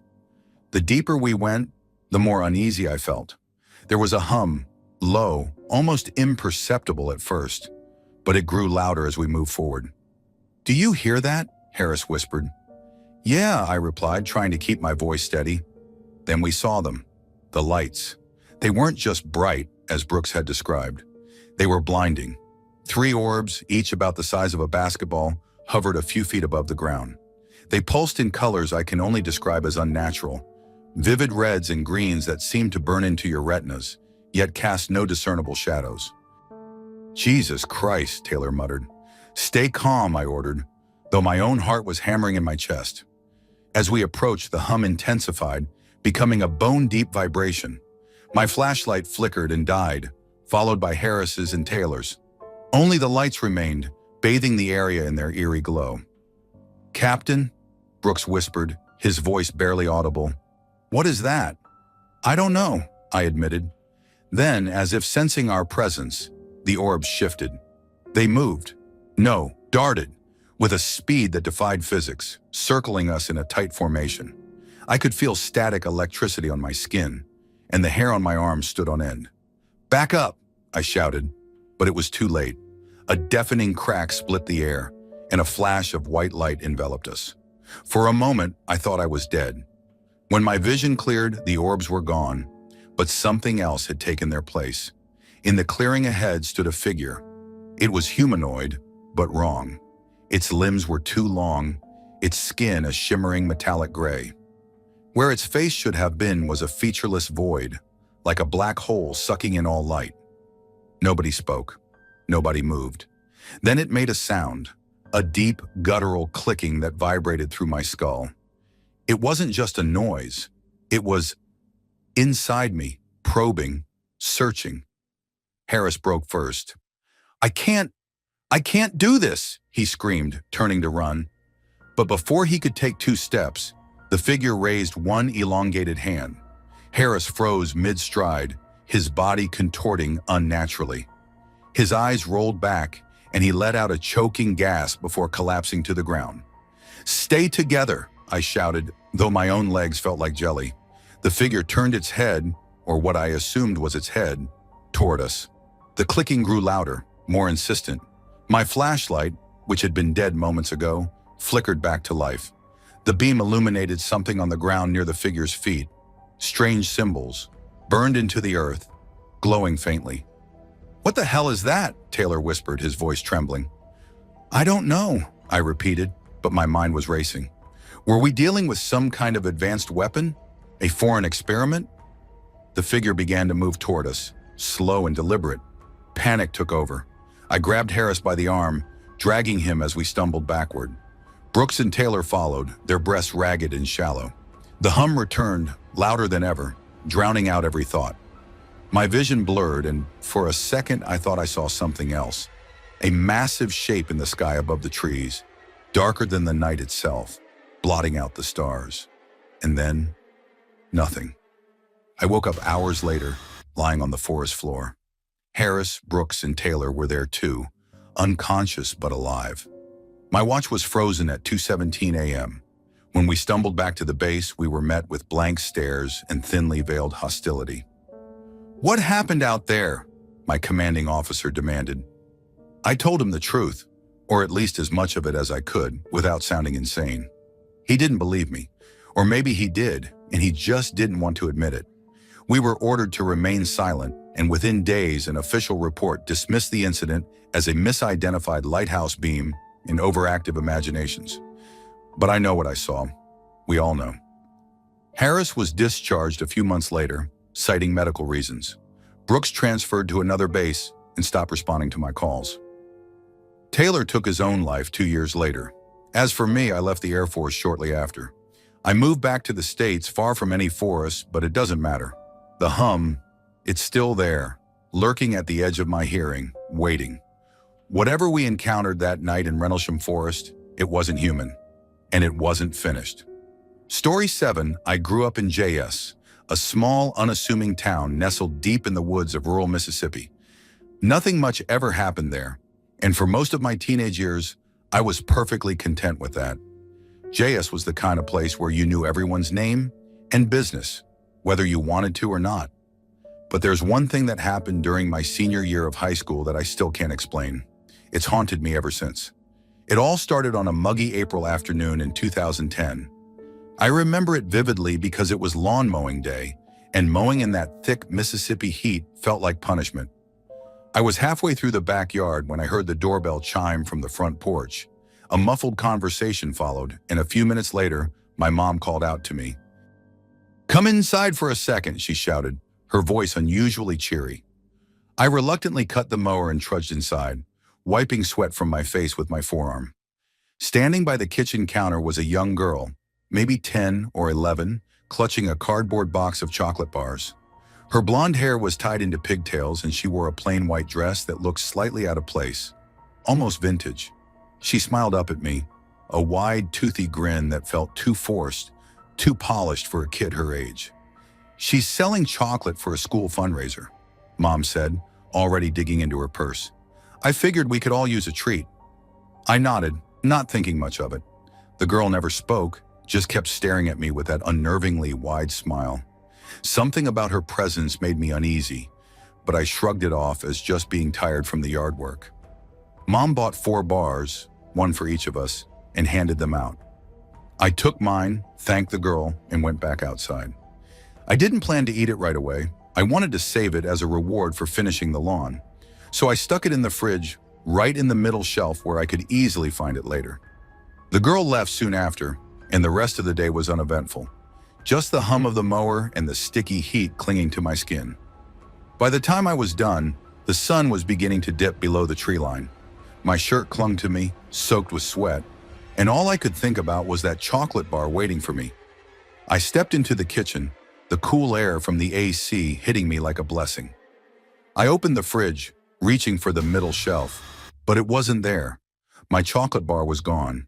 At first, I thought maybe it had shifted or fallen, so I started moving things around.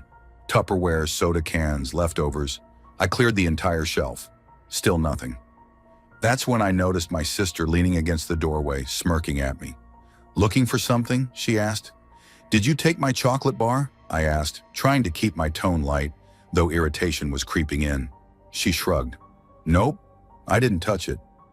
Her smirk didn't fade, though, and I didn't believe her. I stormed into the living room where my parents were watching TV.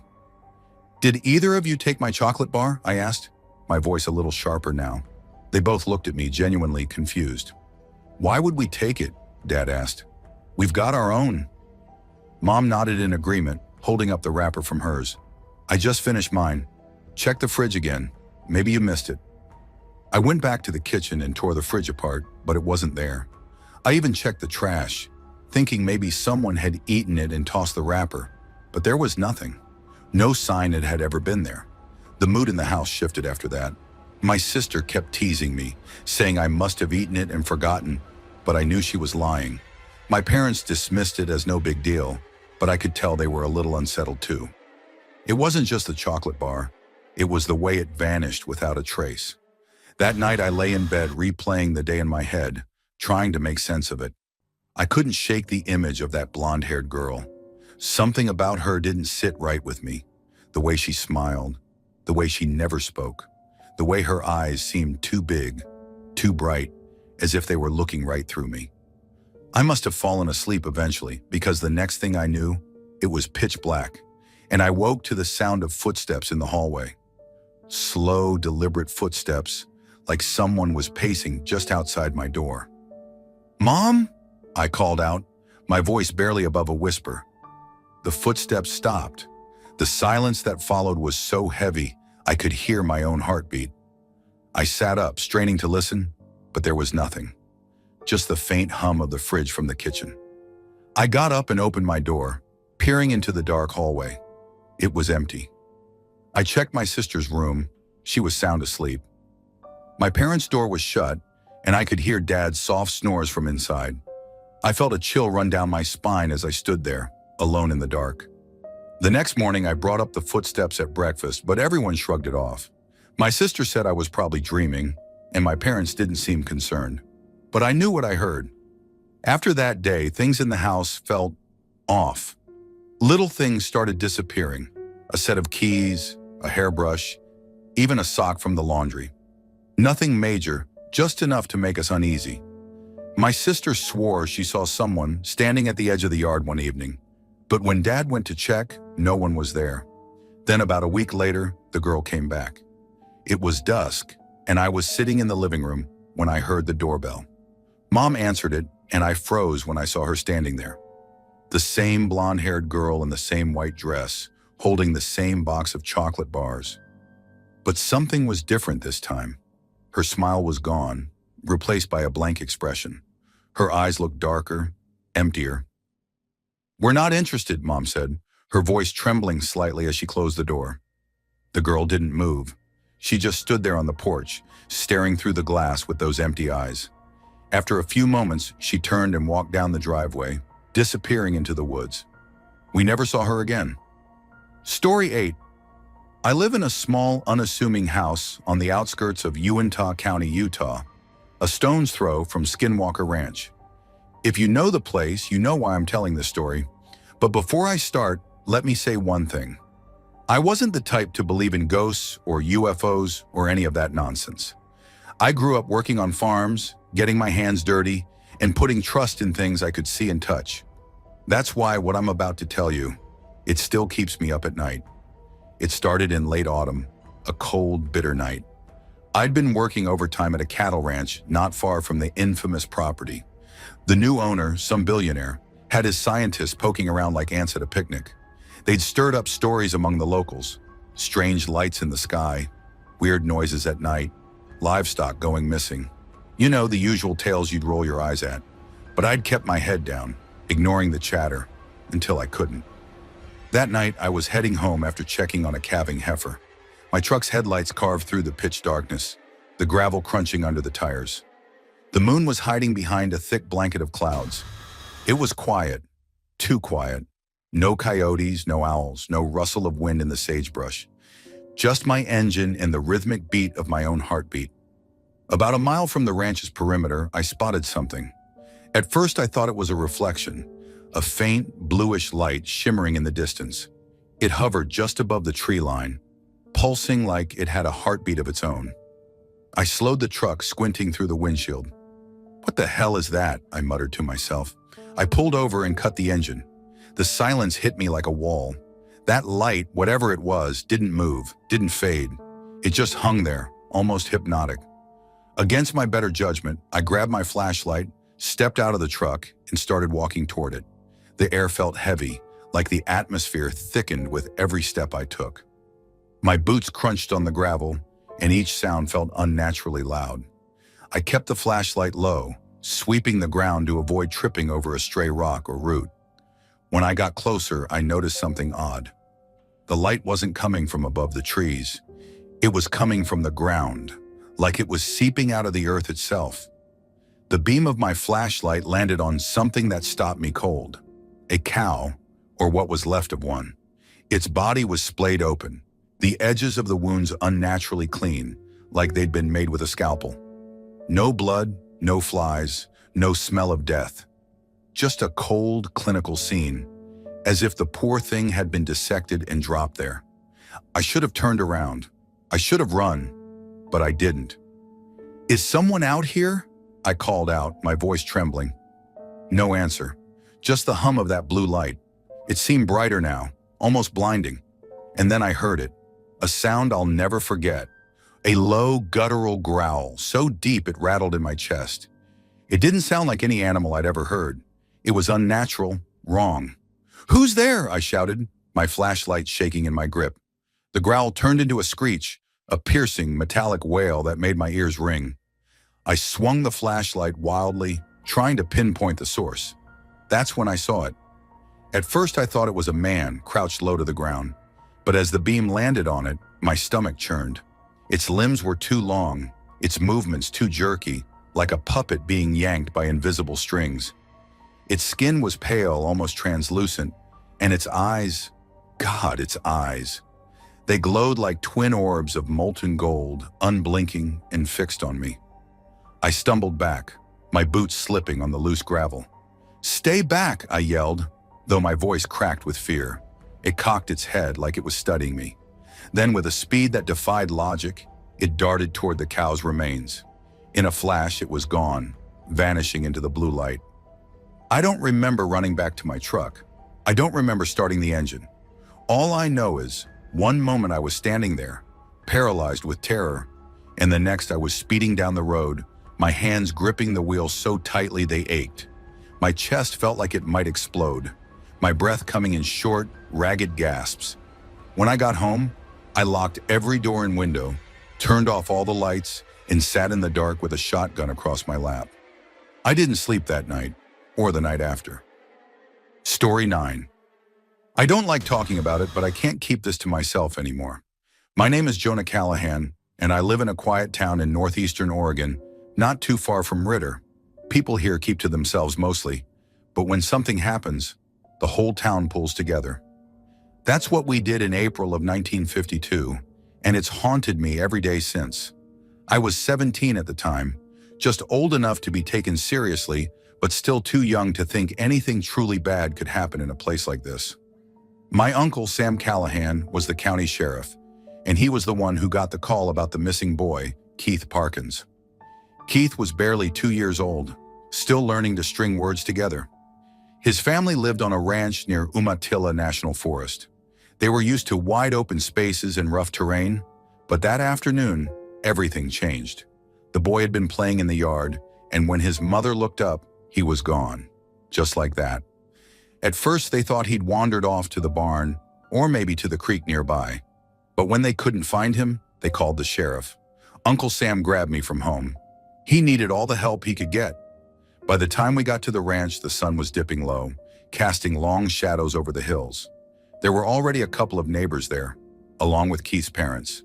His mom was pale, trembling, her eyes darting toward the tree line as if she expected him to come running out at any moment. We split into groups.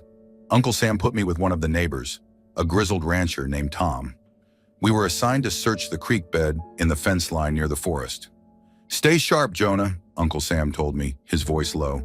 "Little kids don't get far, but in this terrain," he trailed off, shaking his head. Tom and I headed out, flashlights slicing through the encroaching darkness. The woods were quiet, too quiet. No bird song, no rustle of leaves in the wind. Just the crunch of our boots and the distant sound of the other searchers calling Keith's name. Hours passed and the temperature plummeted. It felt like the woods were swallowing us whole. I remember thinking that Keith must have been so cold, so scared. If he'd fallen into the creek, I shook the thought away. We had to find him. Around midnight, one of the search dogs picked up a scent. It led us deeper into the forest, over a ridge and through a gully. The terrain was brutal. Steep inclines, jagged rocks, and dense underbrush that clawed at our legs. I couldn't imagine a toddler navigating it, but the dog was insistent. Then the trail went cold. The dog stopped at the edge of a fast-moving river, whining and pacing back and forth. Tom cursed under his breath. "What now?" I asked, my voice trembling. "We keep going," Tom said, but there was doubt in his eyes. We radioed the others, and they joined us on the other side of the river. By then, it was nearly dawn. The forest seemed to stretch endlessly in every direction, and I started to feel like we'd never find him. And then we did. It was a hunter who spotted him, a man named Frank who'd joined the search late. He let out a shout that echoed through the trees, and we all came running. Keith was lying in a frozen creek bed, his small body limp and pale. His clothes were soaked, and his lips were blue. He wasn't moving. I dropped to my knees beside him, my heart pounding. "Is he?" I couldn't finish the sentence. Uncle Sam checked for a pulse and nodded. "He's alive. Barely." We wrapped him in blankets and rushed him back to the ranch, where a doctor was waiting. It wasn't until later, after Keith had been stabilized, that the real questions started. The spot where we found him was 12 miles from his home. 12 miles. For a 2-year-old to cover that distance in less than 19 hours was impossible, especially given the terrain. He would have had to climb 2 mountain ridges, cross several fences, and navigate rivers and creeks. "How could he have done it?" I asked Uncle Sam later. We were sitting on the porch of the ranch, the sun rising over the hills. I was shaking, though I wasn't cold. "I don't know, Jonah," he said quietly. "I just don't know." The strangest part was that Keith had no memory of what happened. When he finally woke up, he couldn't tell us how he'd gotten so far or why he'd wandered off in the first place. But there were marks on him, scratches and bruises that didn't make sense. They weren't consistent with the terrain, and they weren't from animals. It was like someone, or something, had carried him. For years, I tried to convince myself there was a logical explanation. Maybe he'd been sleepwalking.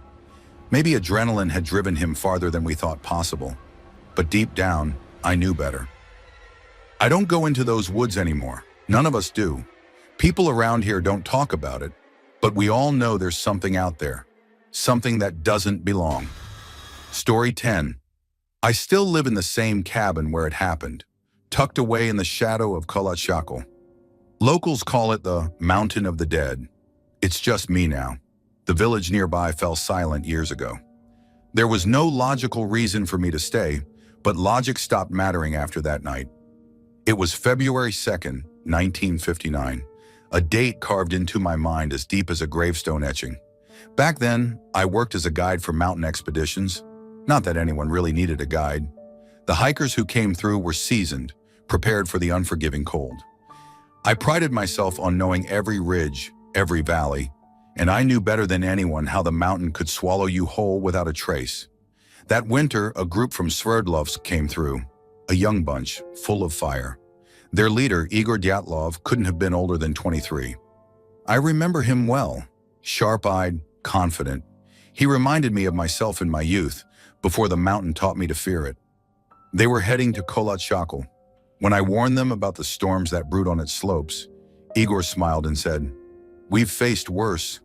They left the next morning, laughing as their skis carved trails through fresh powder. I watched until the forest swallowed them up.